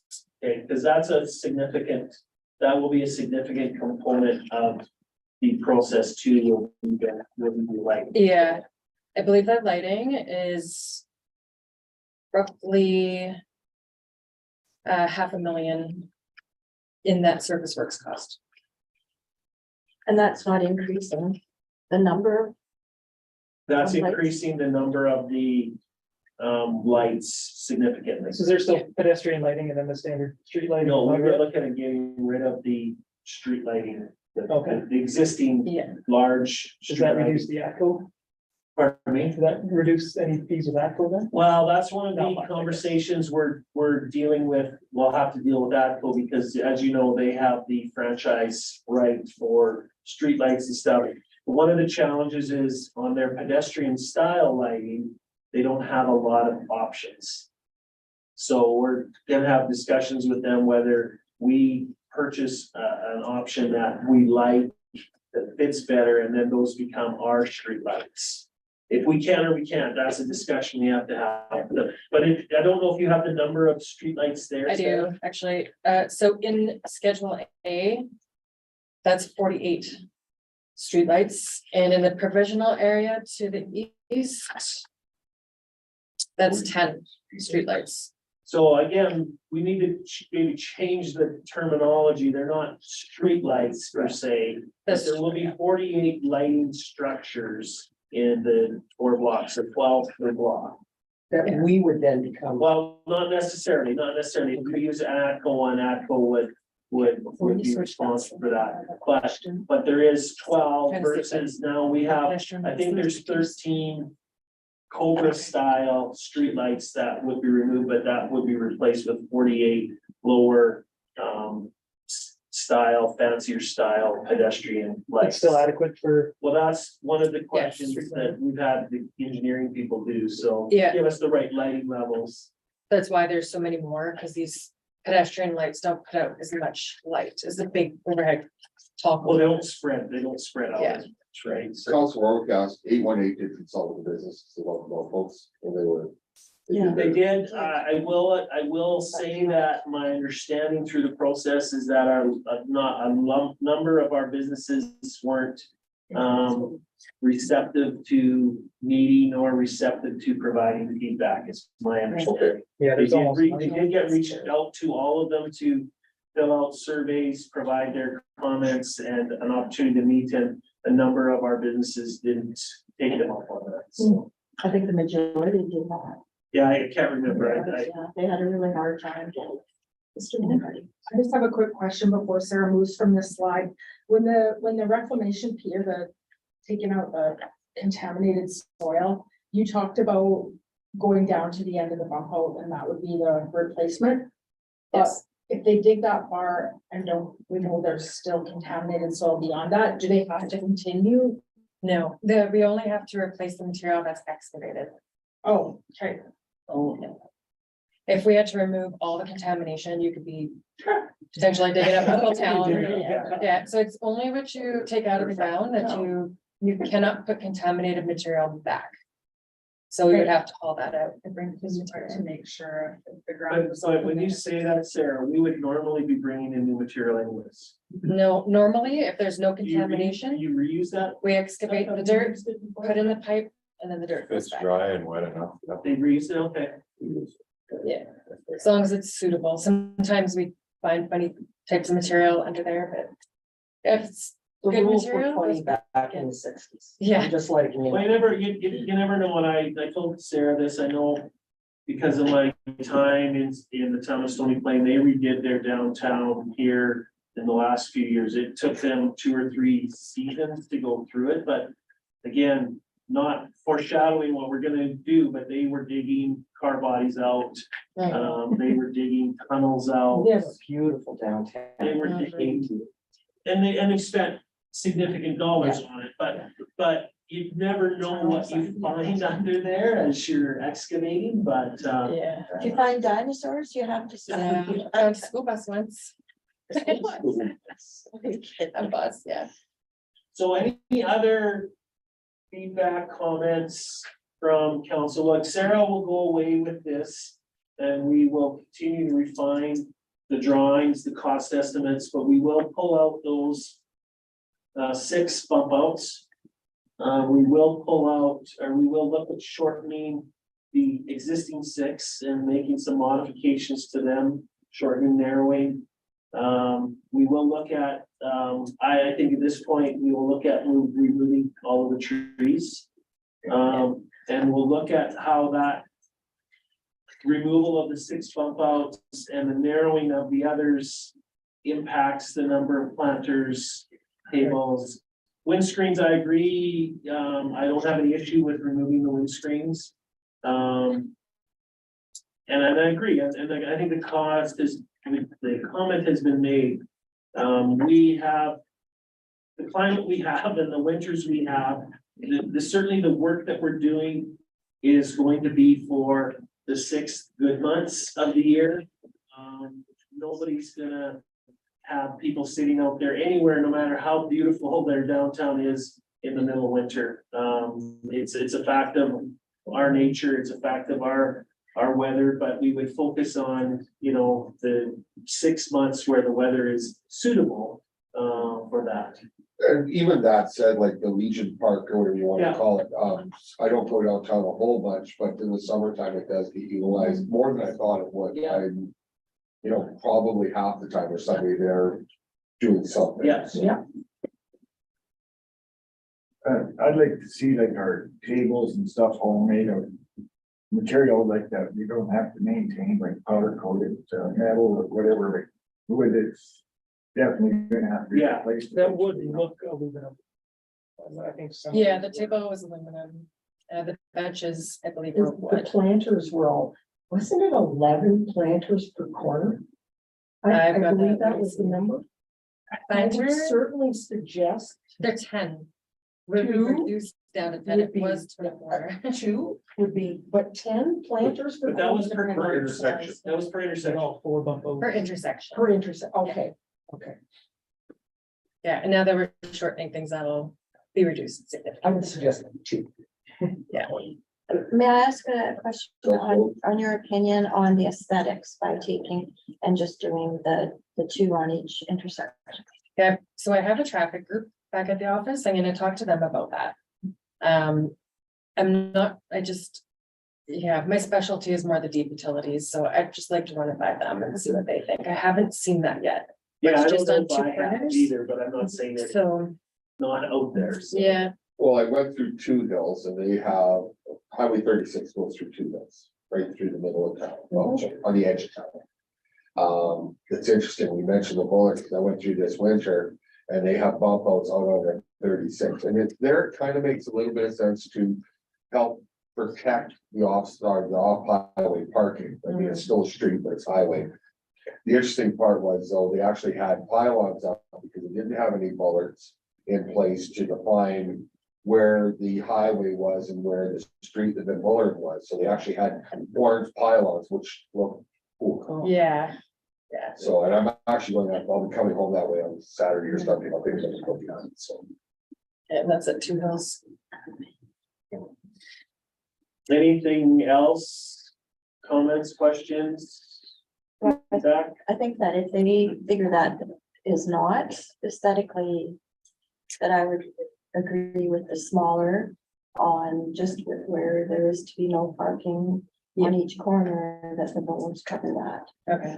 Yeah, it's the first thing we'll look at. So basically, the next step now, I'll take all this feedback, revise the drawings and the cost estimate, and be submitting them back to the town for review. We have our final designs scheduled to be around the end of May. Then funding approvals would occur this summer and fall.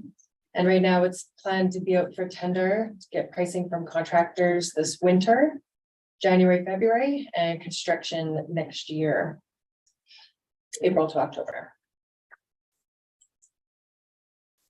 And again, council will have input and decisions right up to tender stage. Like we go to tender stage and tenders come back and they're significantly higher or whatever option. At that point in time, council will always have the option to say, okay, we're out, we're done. We were fortunate to be able to move forward with MPE through some money through Harvest Sky. So that's allowed us to have all of this work done and get the detailed design done and get it to a tender ready stage. So once it's at a tender ready, I know you'll hear provincial government, federal government talking about looking for shovel ready projects. When you've got it to that stage, you've got a shovel ready project. And that's been one of the downfalls in the town is over the past number of years, the town hasn't done the upfront engineering stuff to have those shovel ready projects. We would have an idea, but if we hadn't started this and the Fed said we're looking for shovel ready projects, we wouldn't have been shovel ready. So we are gonna have it shovel ready, which I think is great. And can always be used, whether it's in 2024, 2025, whenever that time is, when council has the appropriate funding and are prepared to make that decision, it's there and it's ready to go. And that's why even with council allocating dollars earlier this year to do the engineering work for Palliser and Pioneer Trail, it's going to get those two roads through the end of this year to be at a shovel ready tender stage, and it can be moved on much quicker as we move forward. So it's always tough spending the money up front on engineering on these types of things, but we've moved forward with a couple of them this way, and I think it's good. It puts us in a good position moving forward. So that's where we're at, council, and I appreciate your feedback. Like I said, as we refine the drawings and we refine the costs, certainly bringing reality into question. And like I said, our initial plans, our initial thought was we would be trying to stay within that 5.3 to 5.5 million dollar scope, and we'll see where we're at after we get through some of these changes. So Thank you. Any other questions?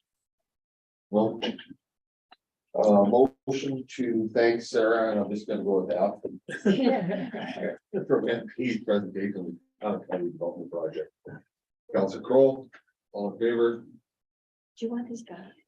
No, I'm gonna keep it back here. You can keep. no, keep we have one for Council Warwick. We have- Ask if there was one available. We have Yeah. one that Brent and Noni were sharing, and then will be one short.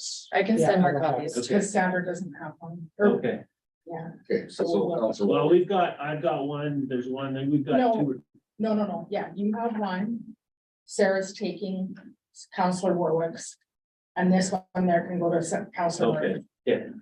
But yeah, so if you got time and you want to look through them, and again, if you have any further comments or feedback, the challenge we find, and I'll pick on Counselor Olson, the challenge we find Counselor Olson might read this thing and come back to me and say, I think we should get rid of this and this and this. And I'm like, okay, that's fine, but ultimately I need consensus or direction from the group. So we have some ideas that come forward. We can certainly bring them back as a group and discuss them as a group. I'm not gonna take Counselor Olson's ideas necessarily and go, okay, Sarah, change this, and this. So, but Your engineer. but if they are ideas that the rest of council think are good and want to support, we can certainly incorporate them as well. So I'm sorry, So would we be getting sort of a draft before they go to this, probably not getting all of this? I don't know how much this is a ton of, Yeah, so what I can do, I can revise the plans for those 3 intersections. Maybe send that over first. Yeah. Because I do need, like, we've been holding off on the drainage design. Until we know what those bump outs look like. So that would be something we'd want to confirm first, is that the bump outs are satisfactory to everybody, then we'll design all the grades for the intersections after that. So I can send that site. yeah, plan the first. trouble electronically is they're harder I to know, read, right? These are much easier Yeah, to sure. read. And if that works better for you, we want what works best for you. So just one thing, Director Olson. Any input? You guys gotta work on it. I don't think you want to. Yes, we do. Well, there was a few comments that made, we've argued and struggled about 4-way stop signs on this corner, about leaving traffic, and then we hear that there is no traffic that we need to worry about. I honestly believe that if you're gonna do it, you should start on this corner and go downtown with your bump outs, because the bump outs are meant to bring your crosswalks in for safety for pedestrians. We could get rid of the 4-way or the steel post in the middle, put your 4-way stops on the corner. Do I want them? No, because they will make my job harder to remove snow, to keep everything shoveled, to keep on top. And as we all know, pleasing the public is very tough to do. So keeping a small staff and making sure that we have the equipment and stuff. I'm all for the underground and changing. There's lots of talk about how we want to bring people to the community and make it look better. But if we do nothing, it does nothing. It brings nothing. And this is after being in Banff, listening to small towns such as High River, such as Banff, such as talking to their operators who have to deal with this stuff. I mean, Banff is a nightmare, but you never hear a complaint in Banff when you go to spend the weekend there. And I realize there's a lot more money than there is here, but if you don't do anything, and I was not in favor of the walking trail. And trust me, there's a lot of people that use the darn walking trail, so. I mean, if you don't make a little bit of change, you can't expect to have change. Our downtown businesses, there's not a lot there, and they're not very. They don't really want to, if we try to close for a car show or we try to close, there's some people that are for it and some people aren't. It's very tough to make our community. Cohesive.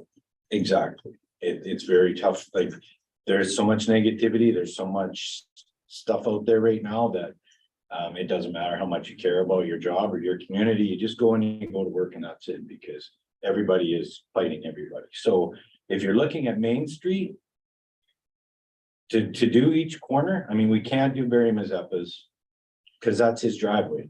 I mean, even if you did the corner, you could do, there is a yellow spot on each side. You could do a small bump out and then do one on the town because it does look good. But again, the whole idea of them is to make our pedestrians safe, which is why we put a crosswalk and then we took it down. Then we were alleviating parking. I'm a little worried with the dental clinic. If you actually look at our businesses on Main Street that are super busy, and I can tell you when we're hauling snow, the dental clinic is the #1 business that has people in front. well, of it, especially early in the morning. without a doubt, all Yeah, day first long, thing. right till 3. But they're there first thing in the morning, 7:30. right? So. Tacabri is fairly busy, your banks, and then the odd time your realist or your Western Financial and stuff. The Wallflower on the corner. there's always gonna be parking on Main Street, whether you try to make it pretty or not. Widening our sidewalks, I think with the big dualies and stuff, there's already lots of people that have to turn because they'll turn and park. And they're not always parked normal, so. It, I at all, think could be alleviated by, trucks over 3/4 ton or 1 ton or over a certain length. Have to park elsewhere, I mean, that could be signed. it could be if you wanted to widen it, but I'm just saying that if you wanna do your Main Street, we have to look at. Being here 15 years and listening to different councils, and the reason why we were looking at a downtown revitalization. Was for the crosswalks, every Camrose, Stetler, they're there so that the pedestrians are walking basically past the vehicles. Before they step on the road, so you don't have that car flying through. We've had several discussions about this, we put in a stop sign or a crosswalk and people were stopping and flipping out. But talking about the speed of the cars going down here, if the bump outs alleviate that, that's why we all looked at it to start with, that's why this all came about. And dropping everything down, I mean, I'm 100% get rid of all the trees. Do nothing but wreck equipment and shift your pavement and all that. That's my opinion on it. We will make it work. I will make it work. Our crew will make it work if we have to move the snow to make downtown. But if you don't, what I heard there is if you don't make a little change here, you can't expect things to be different here. So you can keep saying, no, no, no, I don't want to spend money. We're not going to spend money. I don't want to raise taxes. I don't want to do this. But if you do nothing, you can't attract anybody because it's not going anywhere. And that's just through fellow operators up in Banff, dealing with the same infrastructure struggles. And it doesn't get any better. I mean, we were told there that we have to lower our lead rates in our water. So 3 of the guys said, so are you gonna give us guidelines on how we're supposed to, oh, and we don't have any, but you guys have to do it. How are we gonna do it and meet your regulation if you don't have any guidelines? It's just the way it is. So that's my opinion. That's what I think. I think if you're gonna start, you start at our Main Street core, hoping that we are going to attract businesses by making it nicer. It's a big gamble. I mean, small town Hanna, we're all set in our ways. Restaurants are set in ways. They don't want to open up when we do have business. They don't want to be, I mean, we have, but if you don't make a change, Can't expect. can't expect. And it is, I think what makes it, what is obviously what's going to drive this project will be if we are able to be successful in getting the funding. Yeah, for sure. You know, if we're not, you know, if we're not, we're still unfortunately stuck with old infrastructure in the ground. But this will allow us to replace, you know, and again, I know we've got numerous blocks and we're only talking about 2. But at least there's 2 blocks where it's new, and I don't think, I think the attractive part is that we get the grant that will take care of that, as well as some of the up above ground and make it pretty and meet their requirements. Then I think it's a win-win. If we're only having to put in 1.2 to 1.5 million, well, as you can tell by the finances, we wouldn't even touch the underground utilities for that amount. So I think it's an opportunity for us to try and take advantage. But again, we got to make sure that our 25% matching is within our financial capabilities. So. And just think about how it would like, so how do we make the crosswalk, like this side would be good for people walking out, but this side, we're still over on the sidewalk behind parked vehicles. How do you put the sign? Do you keep the 4-way stop here and not over here? Just how would we do that? Try and think about that, because that's what I'm gonna think about. Yeah. Is how do you make it so that every corner looks normal without having a, you know, big yellow post, or this person is safer than this person walking across, or kind of thing. I do agree with narrowing them, making them shorter. Then you could put your lights up higher and make it look better. I don't think you need to go to the great big ones. You definitely don't need like the areas for the benches. You could probably cut them out. We all know that probably don't need an area by the dental clinic, but who knows, while they're waiting for their appointment, maybe people will sit outside. The other place across, I mean, if we wouldn't have sold the old meat market, maybe that would have been a good parking lot for the downtown if we needed parking, but we do have the big park. be a great problem to have. It would be, Yeah. wouldn't it? Yeah. And, I mean, you don't need benches by the Royal Bank, but you do across by the park. So you could eliminate all your benches on the Royal Bank kind of thing. So there is ways to do that. Do you actually need pump outs by the post office on that block if we stop at the Royal Bank? How busy are the people crossing? Well, the challenge with the post office, and we've talked about it many times, it's busy. But I think if we have a designated crosswalk or a designated bump out, still a lot of people aren't going to necessarily use that because they pull up here and they're just have it. They're cutting across. They're not gonna walk 50 feet out to the bump out to cross. I think they'll still just cross as they choose to cross, but there's no doubt it's probably the busiest spot in town. Those are just my So thoughts. I thank Brent for his comments. Those are things I think we need to think about, and Sarah will give us some background on it, but I know we're trying to reduce money, we're trying to save things, but when we do just the kitty corners, how does that fit with pedestrian crossing and stuff? But I don't think there's any doubt we can narrow them, make them smaller. But just give that some thought, I guess, as we move forward.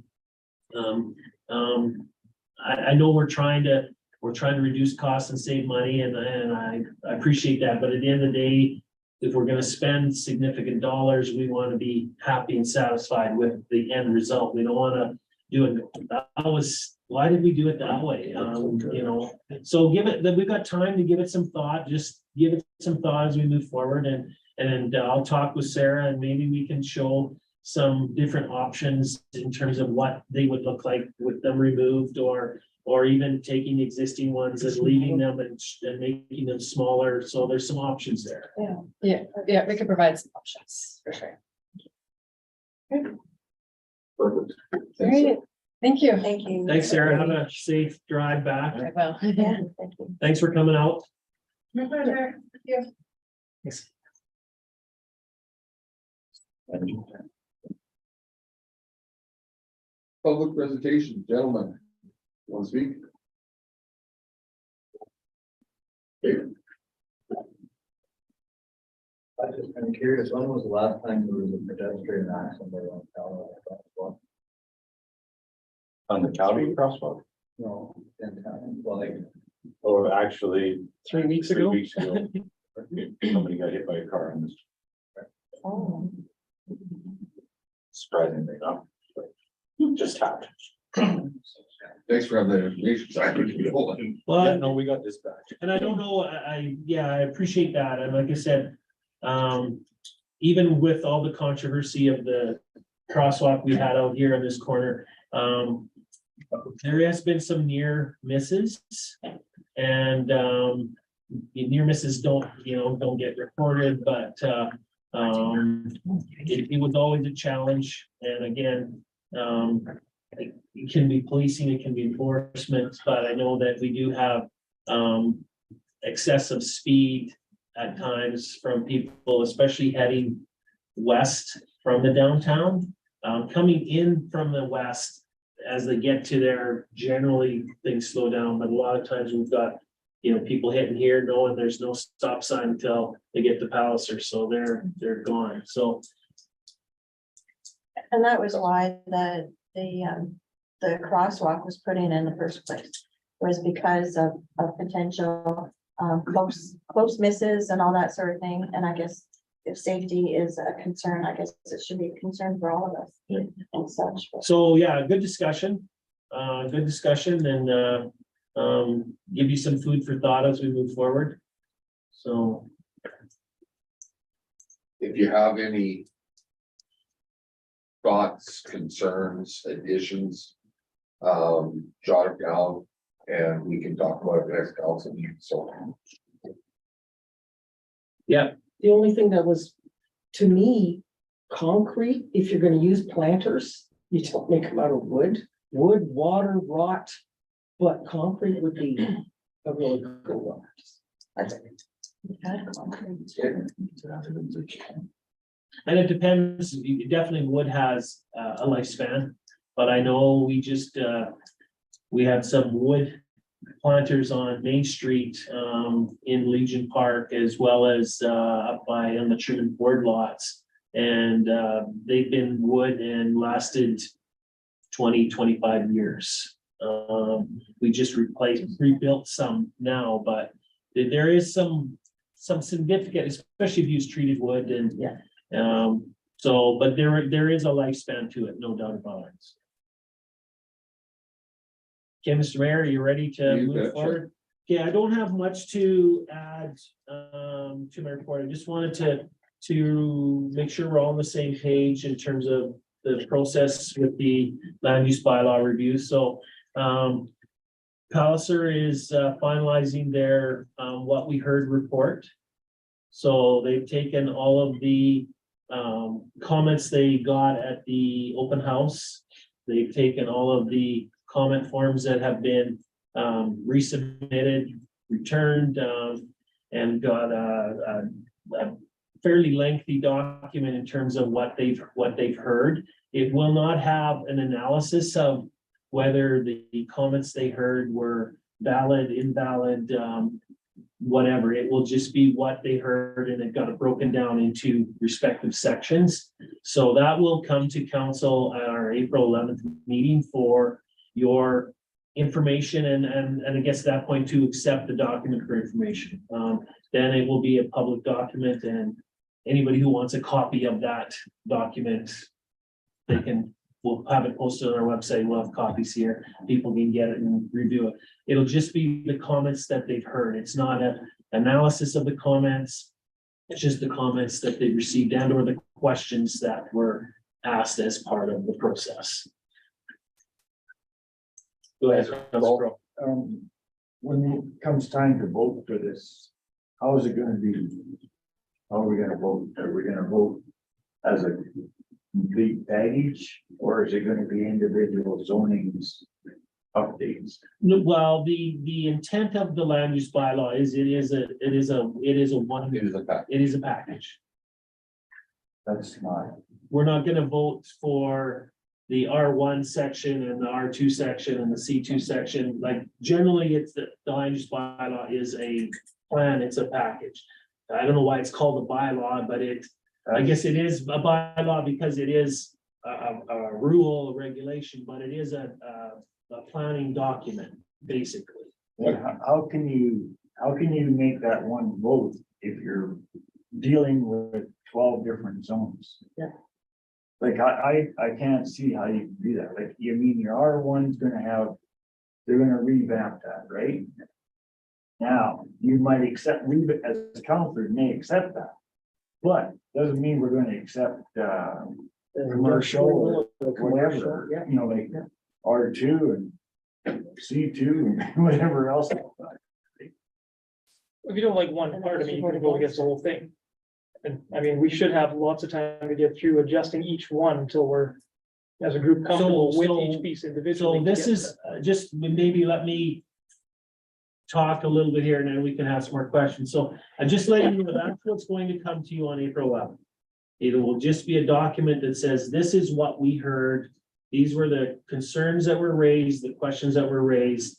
And we just documented them all, put them into a format so they're all together and readable and understandable in terms of what they were referring to. From there, we need direction from council on how we want to proceed.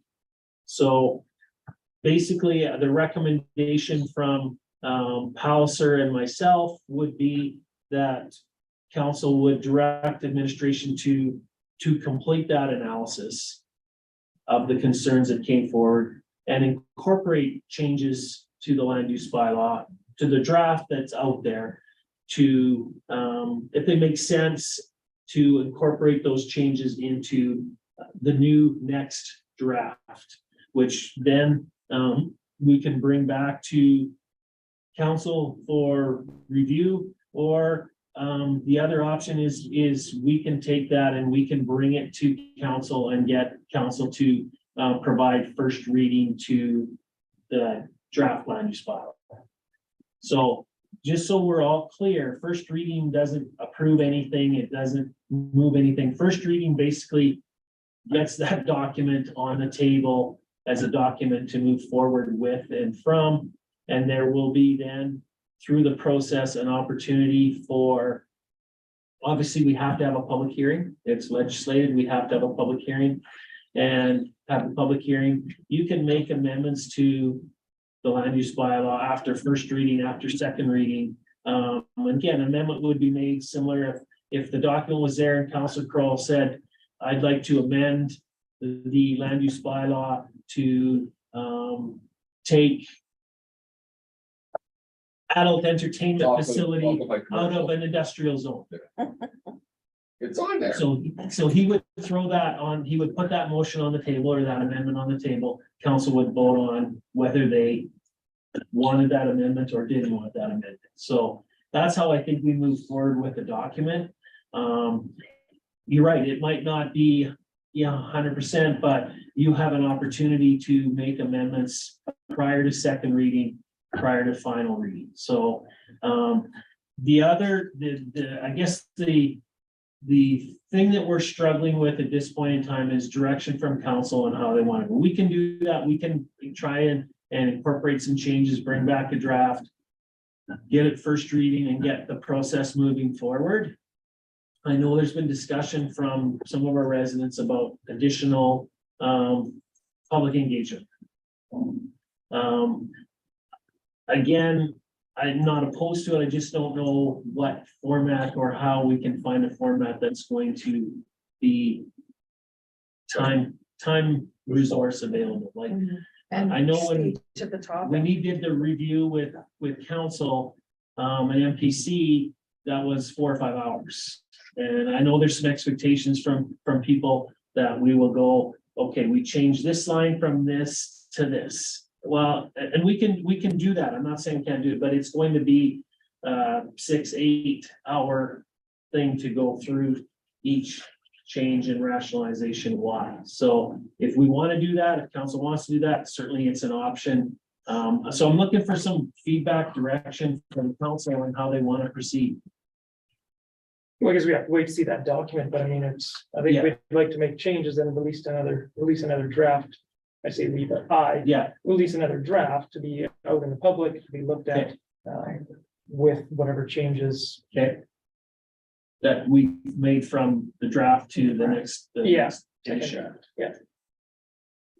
Did you have a comment, Councilor? No, that's literally what I was thinking, if there is something, like from one zone to the other, we can sit there. If we got questions, we can split it that way, not just say yes.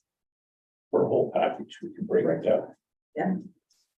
Okay, so I'm just trying to paraphrase. Yeah, I here. just, Councilor Kroll, so there's something obviously that was there that may be changed, or may not be changed, when that new document comes out.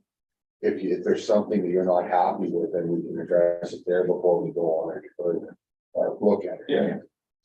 Okay, So April 11th, we'll get that report. We'll probably have a recommendation then to accept the report for information. And then a second recommendation that to direct the administration to do the analysis of the comments and incorporate any changes from that document or from those comments into the revision, provided they make sense to administration. Is that As a draft. as a draft? Yeah, like we don't have any, we have a draft document out there, it hasn't even given first reading. So I know people get worried that they see this document, that's the document, it's a done deal, and it's not. That was the starting point. We would refine it, bring it back.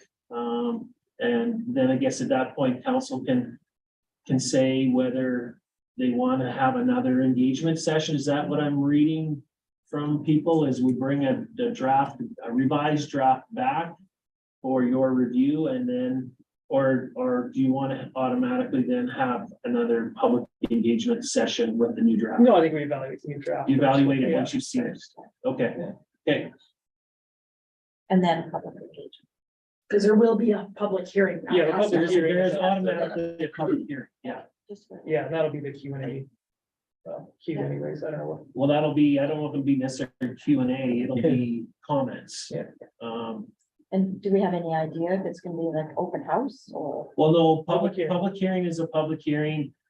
We've had numerous public hearings here as part of a regular council meeting. We're probably thinking this one's going to be done a little bit differently. It might be a 9 o'clock in the morning start on a public hearing, because if there's lots of people who want to provide comments, you might need half a day or whatever, like we have to provide that opportunity for people to provide their comments, so.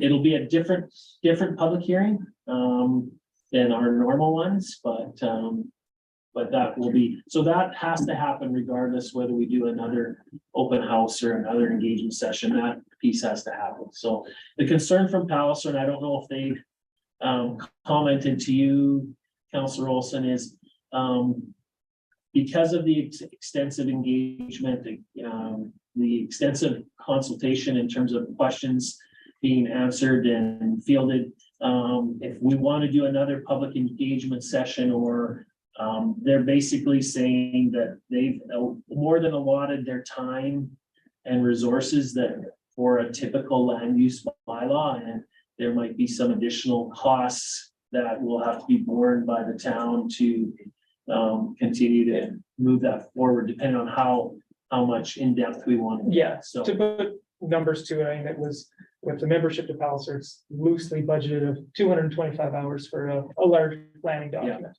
The Hanna land use bylaw is just over 400 right now. So that's why they're frankly less interested. If there's another engagement, they feel it would be led by administration. If we choose to go that way, the public hearing, however, that's a Palliser involvement. Looking after that, so that they'd be there.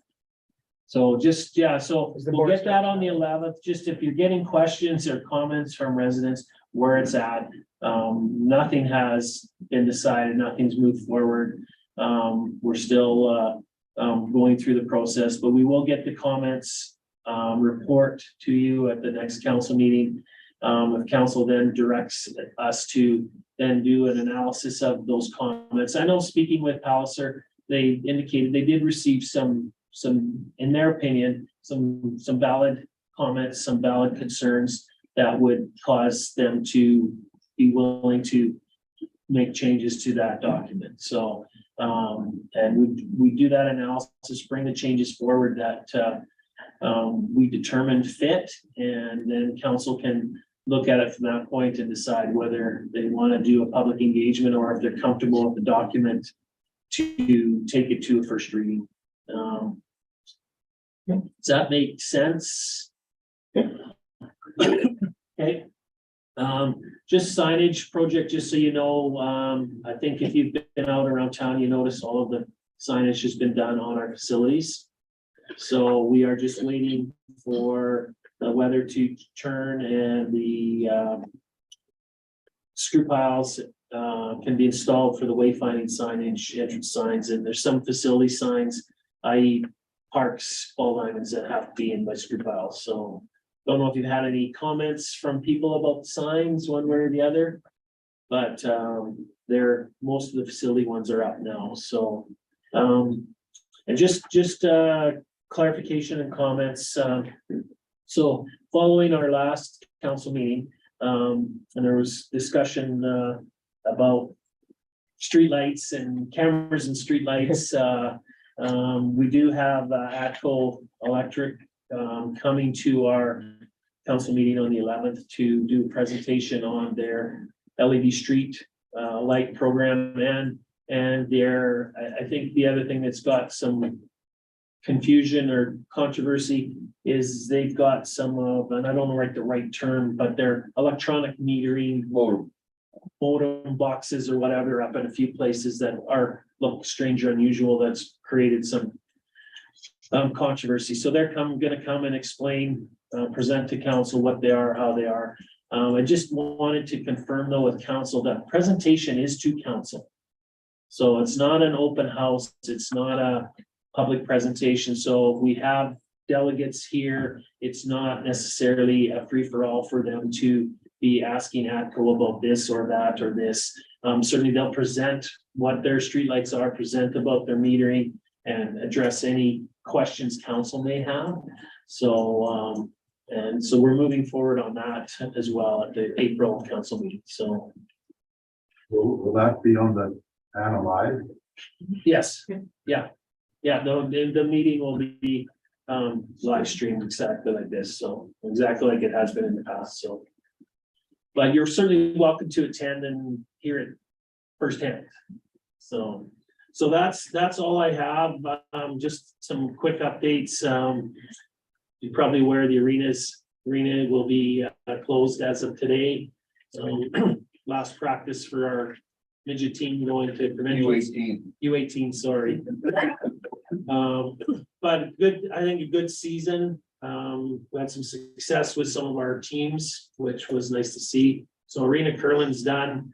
We will be, normally we would be focused now on getting our soccer fields, ball diamonds, parks ready, but there's gonna be a little bit of a delay in getting to those areas.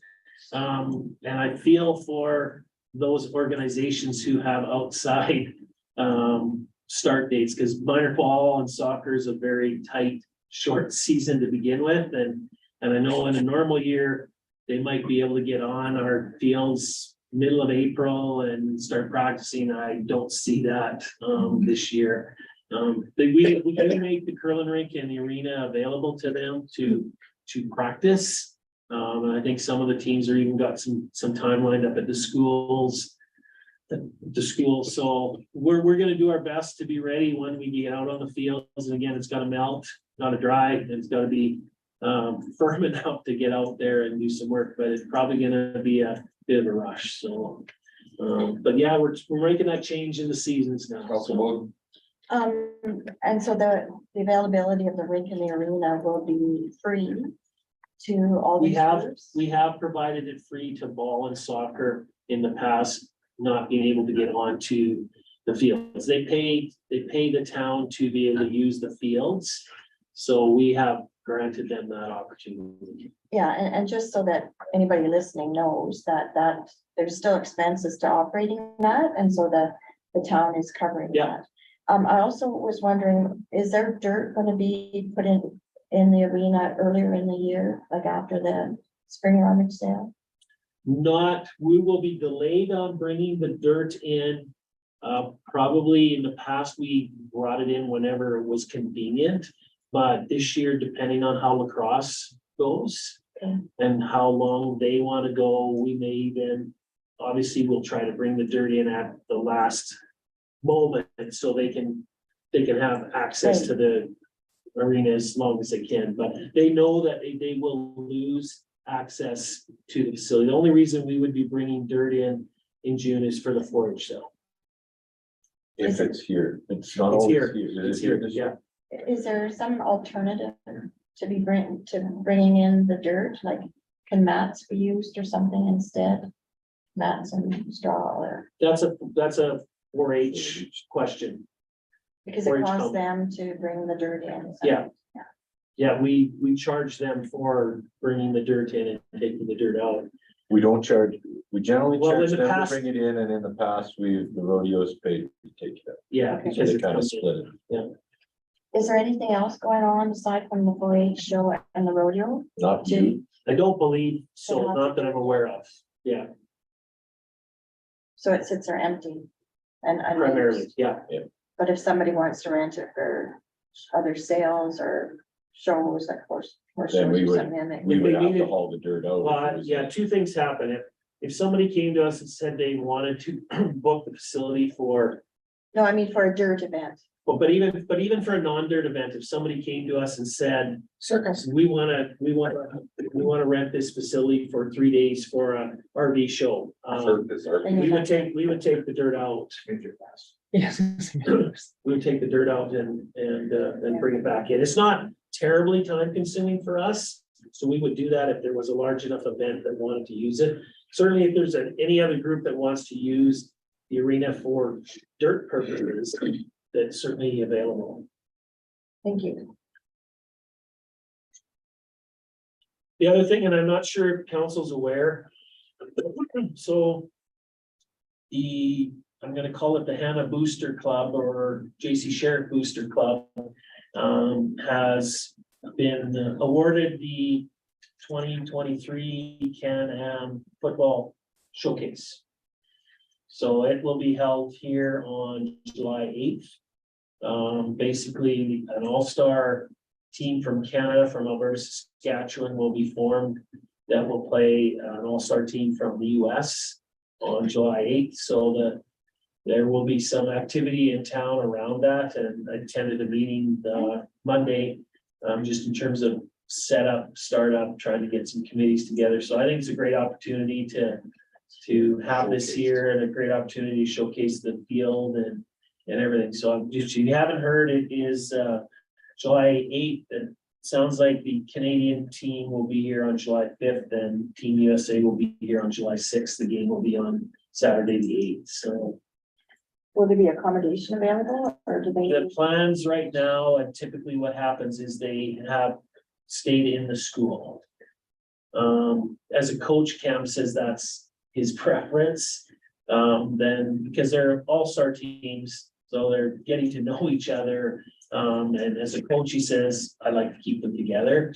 He says they have in the past billeted the kids out, but as a coach, the coaches generally frown upon that because they want to keep that unit together. So not gonna be a ton of time, I don't think, to do a whole lot of extracurricular with them. Like the kids are here to play football, and Cam said they'll practice, basically be tied up, between practice and film and weight room stuff between 9 and 4 every day. So, but I just wanted to let you know what's happening. I think it's another great event that will be in our community. So. Do you have an idea about how many kids, how many players? So because they're 6-man teams, they're not big teams. I think there are 24 kids on each team, so.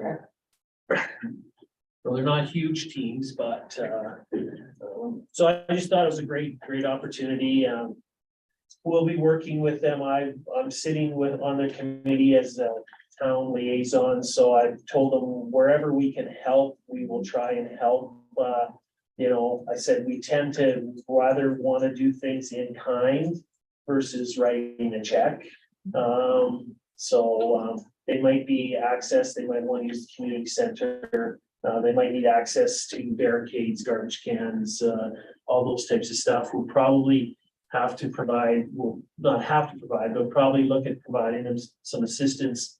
They'll want to move in additional bleachers. So if nothing's going on in our ball diamonds, bringing those bleachers in and putting them out there. I think Cam said the last game he went to, I think he said there was about 2,000 fans. So.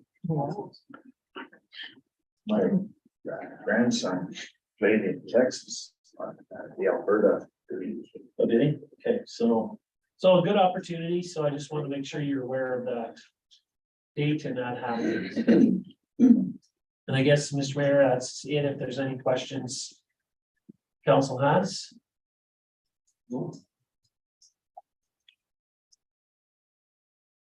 Solar development discussion.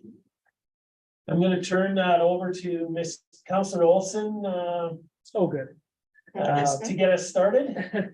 So I just, and this is what, Councilor Bowden had texted the other day too. We've all had our chance at giving feedback to Pace directly through their survey, their email. I hope everybody's done it. I hope residents have done it as well. And I got invited to a meeting with the pilots and a representative from Pace, and they managed to get the AHS air ambulance manager there as well. So mine outside of the pilots, we are approached even long before solar was just a resident saying, if somebody was to come to Hanna with something equivalent to Brant, something industrial, something commercial with a significant footprint, where would they go? And now I'm envisioning kind of industrial park around Brant. That'd be a perfect spot to put them. So my big concern, we have nowhere else outside of that area that's a good fit for something like that. That could be dealt with relatively quickly. We filled out with panels. It's gone for the next 30 years. So that was my concern with the pilots. Of course, safety is a big concern. The glint and glare is one thing, whether they have their study and they deem it reasonable risk or minimal risk, it's risk. So my thought, the pilots were kind of split. There's a couple that have very little issue with it. There's some that don't want it anywhere there. You know, Claude sat here, said he wants to be a good partner, work with municipalities. He wants it there because it's cheaper to run copper to the substation, of course. So it'd be interesting to see what his thoughts are, if he wants to be a good neighbor and spend a bit of money and run more copper and move it a couple miles away so that it's zero risk. Special areas is obviously comfortable with renewables and but they have 5 million acres of options. We don't.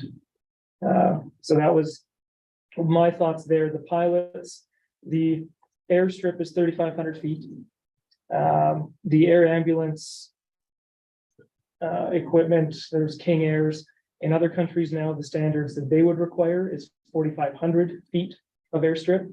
The way all these federal flight rules happen is every country's going to adopt that standard soon.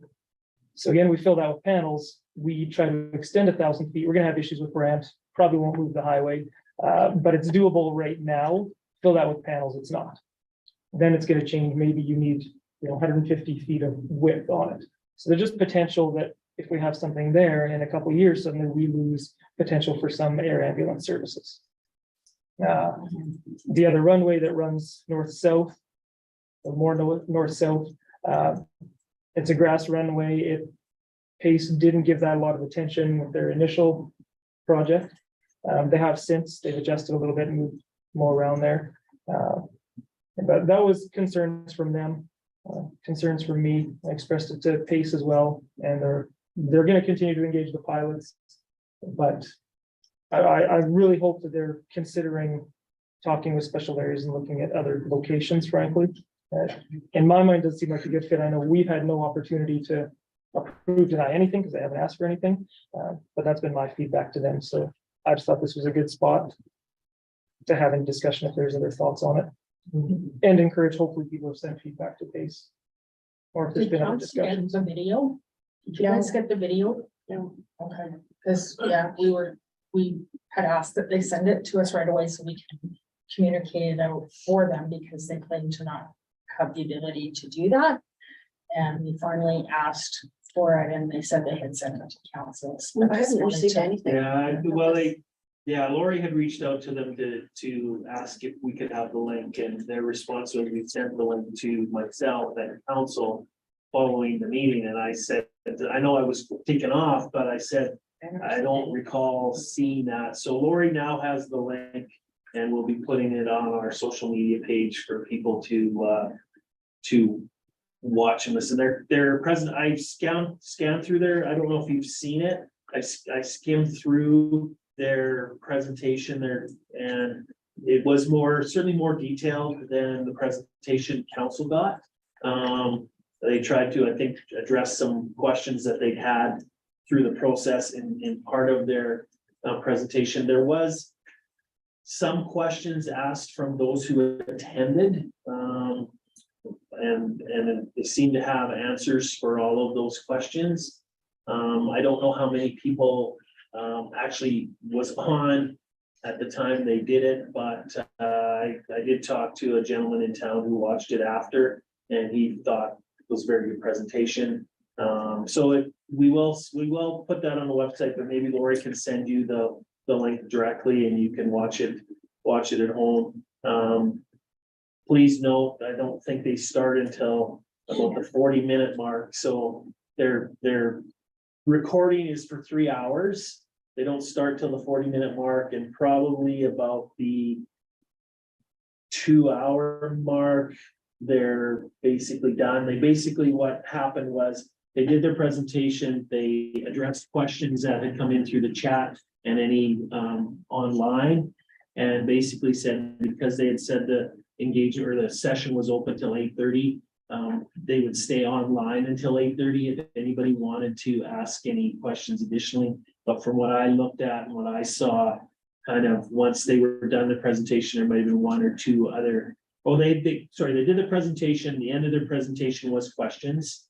Once they kind of got through all the written questions and they kind of said, we're line if anybody wants to discuss this further. From what I could tell, basically probably think everybody just shut off then, and but they did stay there for another 40 minutes after in case somebody had any questions. So we'll send that to you.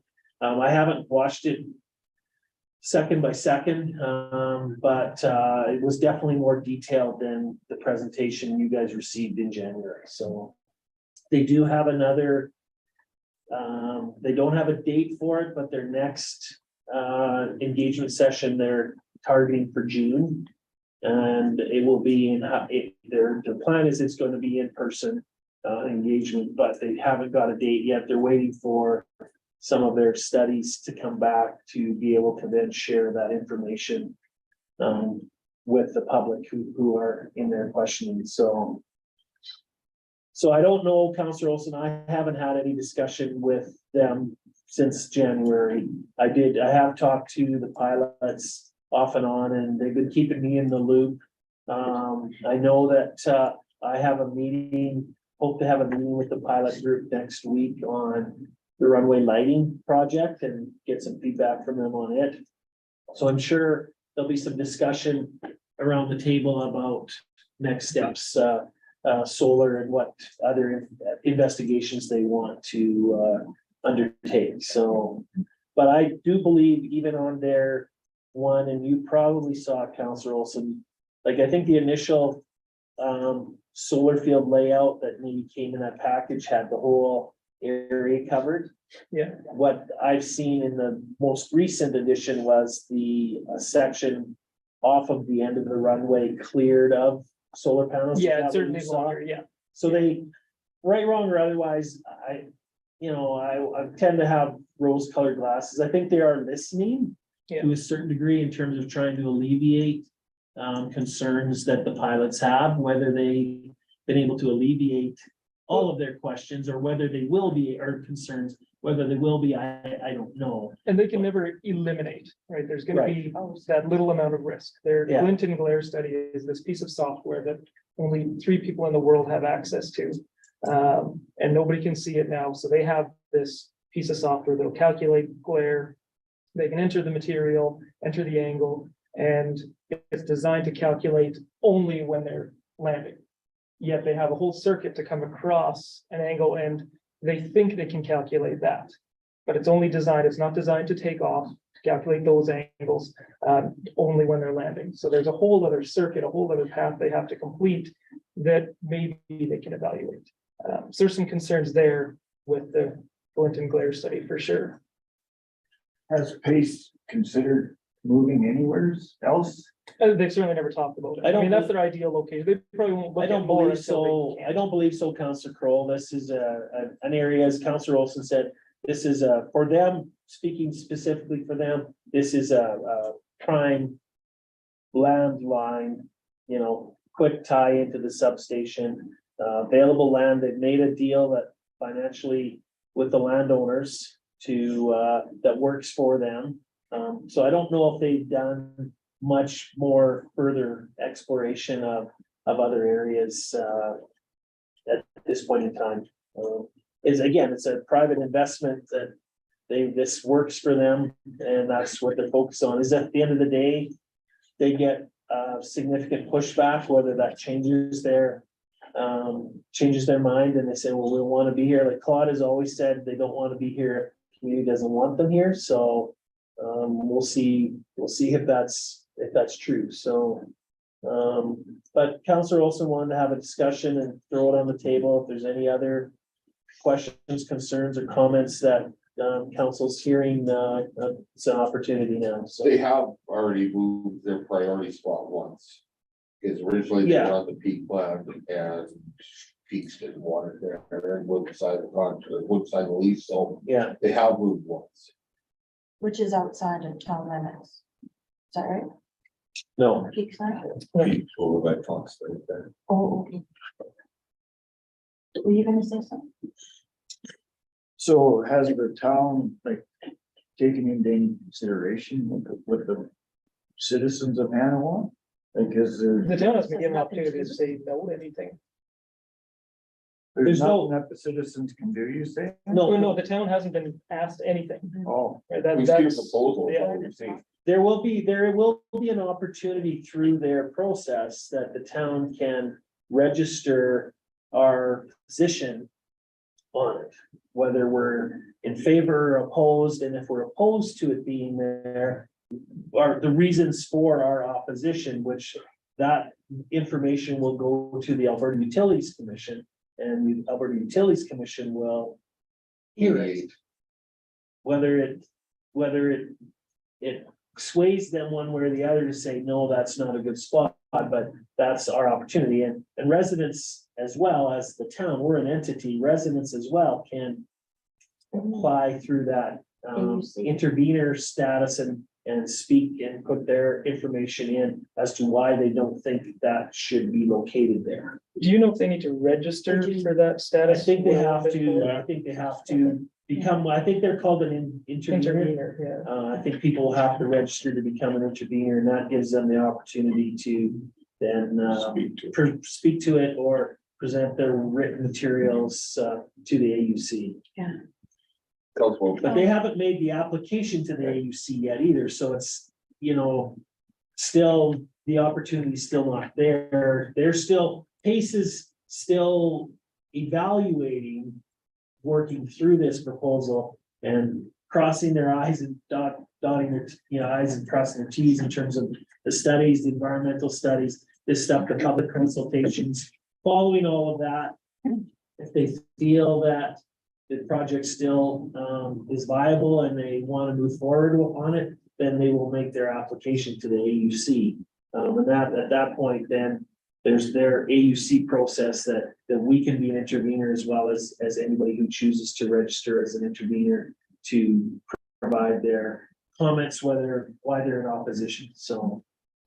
What is the potential for tax revenue?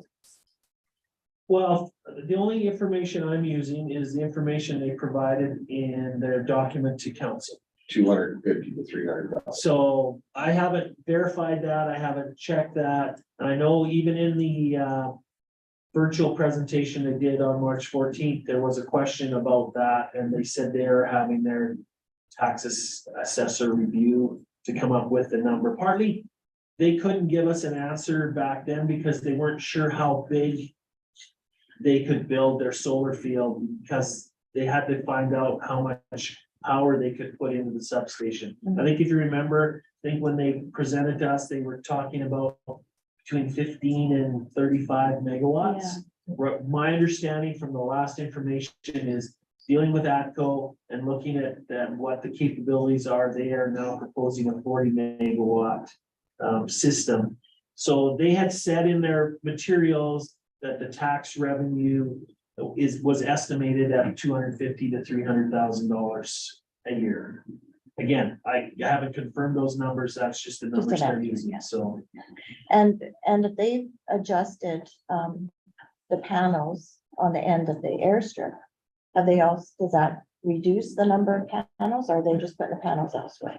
No, well, they've got that limited space, so I was surprised, initially what we saw, they had the whole thing blanketed and they said it was between 15 and 35. Now they're choosing 40, but if you look at their plan, they've taken a section out off the runway down by Brant. And they also have left space on the corner of 9 and Pioneer Trail for potential ag center. So they've actually shrink the number of acres that they are putting them on, but they've increased their megawatts. So I don't know if they just put bigger panels up. Yeah, I don't know, but so that's what I know about that, so. So I also attended the Farmers Advocate information session on Monday, and it was, that's all they talked about. There was no other stuff that I stayed with, whatever. What they are saying is that the companies can be fly by night. That obviously the deal is with the landowner and the company. But you know, this is a very attractive amount to come into our community. And if after a number of years that money is being allocated to something else and for some reason the company goes belly up, the company leaves, part of the reclamation, they're required to reclaim the property to bring it back to similar equivalent land capacity, but not identical.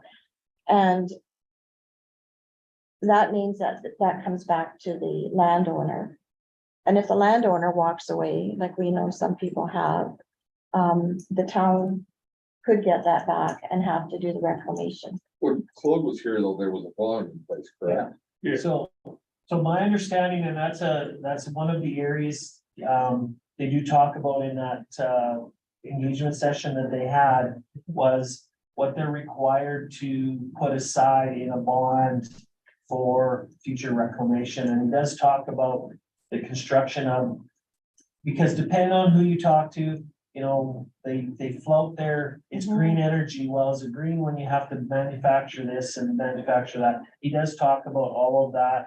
He does talk about how it will be installed with screw piles. The screw piles can be pulled out and recycled.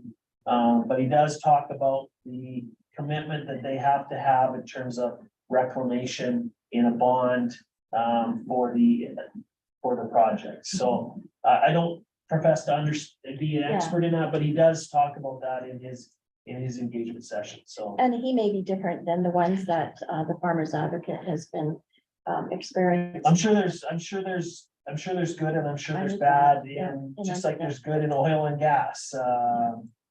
And one thing that they mentioned is under the AUC is rule number 7. And that, you know, gives sort of guidance to dealing with these type of installations and such. But there is some potential for sterilization of the land around it, all sorts of things. I guess my concern is the glint and glare, that it's all pretty subjective.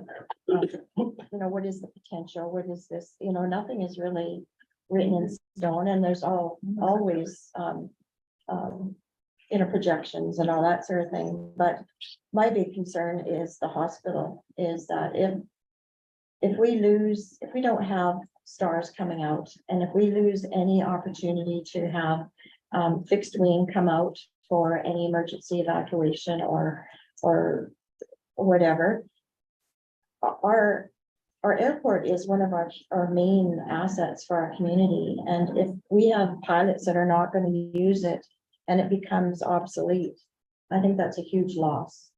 And regardless of the amount of money that they say is coming into our community, you know, whether we see it or not, I don't know. And are they supposed to have given landowners or adjacent landowners notification of their proposal? Yeah, I'm sure. I'd have to look back. They are required, 800 meters, I wasn't think it? it's required 800 meters. Well, there is another stipulation too. I think if it's within 400 meters, they have to provide the property owners with the option for with a one-on-one meeting. It's I think- probably too early in the Well, process. it might be, but that's in there, again, that's in their discussion, so, Well, we have land right across the road. Yeah. So. But, yeah, there's huge opportunities for like one way or the other. And if you are concerned about it, you do have to register under the AUC, Alberta Utilities Commission, and you can go in and you can access, you register, you can access any of the information that is being discussed, anything that people have put forward as far as concerns and that sort of thing. And if you don't, then you really have no other avenue. And I did mention to the group that if they are concerned, they'll come to counselors, register, and give us the feedback, but go on and register and voice your concerns with them and make it educated so that you're providing them with information, instead of just saying, well, I don't agree with it. They want to see some actual proof or documentation that you've actually had some information and done an educated analysis on your concerns. And, fire is a bit of a concern. If there's batteries on the property, you know, if they're gonna be storing some of that energy, like how do they shut it off? If they're gonna be storing it into batteries, power battery is gonna be handled in a fire situation. Like the electric vehicles, they can't put them out. They just let them burn. So if there is something along that lines in our town limits, is that a risk to our community? Is it a risk to surrounding communities and everything? So So those are legitimate questions, and I know, again, they do talk a little bit about risk of fire in their presentation. Like I said, that's from their perspective, they have talked about risk of fire. I guess Councilor Olson, I have a question. HS, you said, was at that meeting. Yep. So do they have any issues? Like, it sounds like they might have an issue, and we might have an issue regardless of solar or anything going in there in terms of the length of the airport. It's potential. Yeah, There's other parts in the world have adopted that standard, so it might be 2, 3, 4, So- 5 years. so regardless of whether there's solar field there or not, there may be something that comes down the road where we'll be expected to lengthen. Yeah, the runway. if that specific fixed wing unit is expected to come Did in. they have, throw that whole thing out, did they have any questions, concerns? Or any comments in terms of them not willing to, or is it too early for him to say anything? It was too early, shouldn't really get into much. I mean, the glint and glare is their big thing that was on there. Okay. I was a little surprised when they talked about, Pace talked about the projects at their Red Deer Airport, at Spring Bank is Calgary, Spring Brook, and another one there, that AHS knew nothing of. So that was concerning too, that Pace has these projects on the go. Yeah. And so whether they reached out to AHS, it's a huge place, and I don't think they Nothing got need to relayed. reach out to AHS until we advise them. Well, We're gonna I reach think- out to I think our stars. pilot group's been very active yeah, there, and I think that's probably a good reason why they were involved in Yeah. that meeting. yeah, AHS and Oyen has learned a lesson, so their economic development officer there, Wanda, she's been big with getting AHS involved in Yeah. some of these future projects. That was over some towers that weren't properly lit, correct? That's right. No, it was, yeah, there was one that was there that was, it's 200 feet off of center. It checked all the boxes, had to be 1,000 feet. When you're taking off, you're supposed to be 1,000 feet by rights. But to be comfortable, if you're only 300 feet above these huge blades, pilot said, no, I don't feel safe landing. Unionized, of course, they don't have to. And then to add to it, they appealed to not have them lit. So you only have to have perimeter windmills lit. The middle one, it's almost center of the runway, does not have to be lit. And that was a federal thing. They said, yes, that's fine. So if it gets lit, maybe they're okay with it, but I think they've lost certainly their evening air ambulance service. And I don't make that decision, but that's the way it sounds like. That's what So this is where I mean, so concerned is they make promises, but we've seen what happens in other towns. Oh, it's not us, it's Bob. We're not Bob. They come up with all sorts of excuses. This is all reminding me of GFL, which has been an absolute nightmare. But at the end of the day, we lose one pilot. One pilot. What are we all gonna do? Well, it wasn't our fault. We did our best. No, 300,000 a year. I don't care how much it is. That we have it set up now. If they miss the runway, they land on some grass. Okay, they might get hurt. They might even get injured to a serious level. But you add all of these pylons and these big pieces of equipment right on the edges of the runway. And you have motor failure and you slip a little bit. Who's liable? That poor pilot who barely survives, and all of a sudden he's being sued for ruining $3 million worth of equipment. I see that as absolutely terrible. money's always great, but never at the expense of one human being, not one human being. So, and the glint and glare is so wishy-washy. Yeah. Well, it's this AI system. I think it's good. That's terrible. Through California, going through to Los Angeles, in the desert, there's a massive solar panel project. It's at least a mile wide. And you catch it at the wrong angle from the plane I was in landing. It's unbelievable, the glare that comes off of that. No way that they fixed it. There's no way. So I'm I very can't, I concerned. can't comment on that. All I can comment on is they are doing a study. I know Yep. our pilots are very engaged and are going to be doing some flight tours of other solar fields just to see. The developer will argue his case that the panels are made to absorb, not reflect. And whether that's accurate or not, that's the position they're taking. And I know our pilots are, I guess that our pilots are very active in terms of got places they're gonna go, they're gonna fly over, same type of solar panel, fixed and same manufacturer. So. On a sunny day, Yeah, so I different think, times of I the day. think Good. from the airport side, I would recommend that council take their direction from our pilots. Without a doubt. And be actively engaged with them and actively involved with them and use their expertise and you know, there's a couple of things when we want to, if the town chooses to be an intervener and go through that process, as Councilor Bolden said, you have to have solid arguments and reasons to go forward. If it's because it's going to impact our airport operations, that's certainly a solid reason. If it's to, and again, this might be even more of a stretch. I know Councilor Olson talked about potential for loss of industrial land.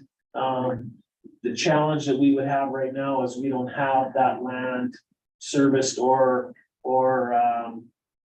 zoned industrial or even in the MDP as future industrial land. So there might be some questions on that, but Maybe we can rezone it. so, but if there are some solid reasons from our pilots, and I know they've been very engaged and very concerned. And I have a lot of confidence in that group that if they don't have any concerns, they'll let us know and be right there with us on this issue, so. But the comment about rezoning it, this is part of our land use bylaw review we're going through right now, is telling people what they can and can't do with their land. I don't think the prices will be very happy if we decide to rezone that into industrial. I think it's already on there as part of a potential use. Well, it's the land that there is urban reserve. Yeah. That's the zone it is, so. And I think that's an alternative use is. It could be, yeah, I it think could it be is a discretionary within that. use, yeah. But I mean, as far as this zoning it industrial, then prices may have something to say about it. Yeah. You'd be paying for it yearly. So Don't they go by anything that's been in the past? Like, I mean, look at Medicine Hat, look at Brooks, like, look at some of these solar fields that are, Who is they? well, like Pace or anybody, or this board that's. It's a private investor with money that wants to spend some money on green energy is the way I see it. Yeah. And Fred, I'm not in favor of it or opposed to it. I'm just saying it's an investor that's got some money and wants to invest in a solar farm, so. But it's not his money, is it? Isn't it federal money? No, No, it's a private investor. It's all out of Germany. Brothers. Probably the ones building the panel. Could be, Senator, very well. I don't know. but And I'm those just- panels are not recyclable. They will be put in, there's elements out of them that can be recycled, but they will be in landfill. So. And I'm just wondering, can we ask the pilots to do a presentation to us? I'd sure like to hear their opinion. well, I'm sure they'd be more than willing to do that. I think there's still some more work that has to be done in terms of when and where and them doing their flybys and stuff, but I'm sure they'd be more than willing to, do that. In fact, I would be surprised if they did request to do that, so. Thank you. Okay. Anything else? Councilor Olson, thanks for all the work so far on that project, I guess for lack of a better term. Round table, I think we kind of did that all at once, but is anybody got anything else going on? Councilor Wood? Sorry. I have been in touch with, the rummage sale people. And, they did have a meeting, and I've been given permission to share the fact that, their executive and directors, did meet, and two things are for sure. We will not move to the end of August and cannot even consider using the community center. Plus, it is doubtful if our date is not available to us, that we would proceed with a fall sale. Does this make it financially possible if our sales drop by a major percentage, but our rent and expenses remain the same or increase? Too much work involved in having a sale to realize very little profit. I also asked, like at the end, any surplus that they have with the sale is all boxed up and shipped elsewhere. And it does go to into the cities to support other charities. And they are like clothing and other items that they figure will be of use to other groups if they're providing furniture and that sort of thing, go to In From the Cold, Mustard Seed Drop-In Center, and other charities that I was supposed to be getting a letter, but I didn't get a letter that they received. Thank you for their support and that sort of thing. And that has been donated to the hospital for items that are used. They would not otherwise be able to have. And I do have it. We've read it was twice already, so we have to. Yeah, but I think for 1 week, I'm just wondering if it's worth the risk of doing that. So I know everybody has their own biases. I support hockey as well. I volunteer and I have volunteered for a number of years with the rummage sale. And people are making suggestions that have never worked there and don't know what it's like to be moving stuff back and forth and things. So, the fact that if they've agreed or decided that they will not have one, if their date is changed, is a concern for me. And quite a lot of people that I've talked to in the community, that is 1 week going to make that much difference. The hockey guys have been doing amazing, have won all sorts of awards. Because they're in the wrong tiers, they're not where they're supposed to be. And whether or not this week is going to make a difference Yeah. is all my. But they're in the wrong tiers, like. that's- Well, and my understanding is that the mayor is to be unbiased as well, so. I know you're a huge hockey fan and. I'm also a rummage sale supporter. Well, I donate my trailer, I've done it for 15 years. well, yeah, but so it just, it's a huge concern and that's all I had to say is I did have some direct contact. So just to follow up on that, Councilor Bowden, so I know we tabled it at the last meeting, and I don't know, Councilor Crowe, if you've got a date. I know you wanted to meet with minor hockey, just trying to know when we bring it back onto the agenda for decision. Well, like with minor hockey, I've made contact with Ken King. He suggests that I wait until the annual AGM meeting. I said, yes, I would do that. And they're having that in late April. I've talked to numerous minor hockey parents, like, and I mean numerous, probably minimum of 40. They all have no concerns. If you're going to go to Drumheller, you're gonna watch your kid practice, you should be in the arena. You don't have to go to Walmart You know, and that kind of stuff, like, they're using this figure, it costs so much money to go to Drumheller. If you have one kid, you go there 1 hour out of that week for a practice. Is that a big deal? So just to follow up though, Council Crowell, so.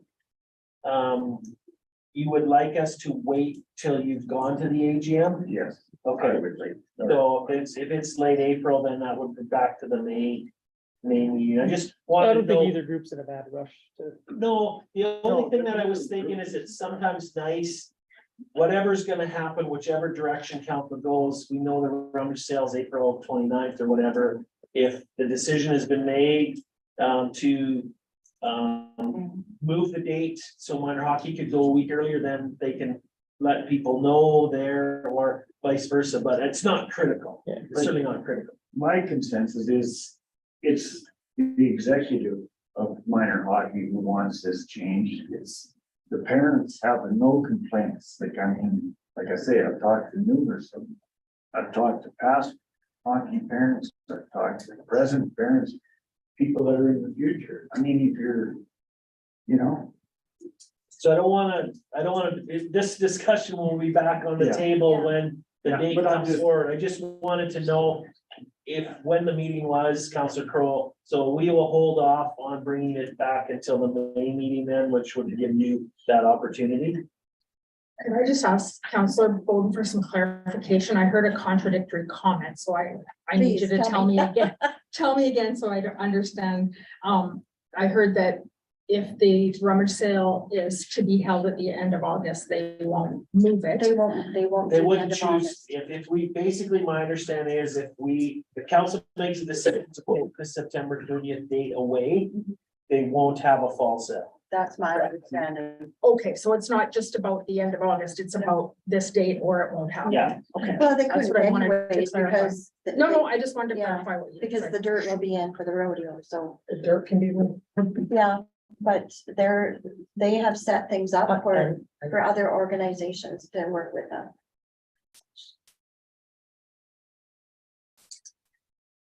Counselor, I bought a little house and I just want to let everybody know that I'm no longer gonna be homeless. The late Jim McKay's little house on 3rd Ave, 223rd Ave. Okay, Nice, good, good for you. good. So Trying to picture that one. it's really small, but that's okay. It's got good bones. That's Okay, okay. good. And it's all mine. And it's got a smoke detector and a fire. Oh, yeah. Okay, no, it's good. Congrats. Thank you.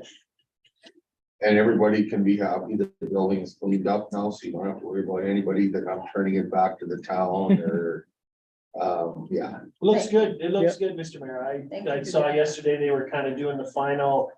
well, we still Oh, can't do the final because it's still frozen. That was my concern Yeah. with doing it when we did do it, but But it looks good. Thank you. Yes, thank well, you. it's been good entertainment. I've heard that we're not be giving it back to the town and. Yeah, it's been good entertainment. So I just got tired of the entertainment back there. and decided that, we put some rumors to bed, so. Motion for adjournment done.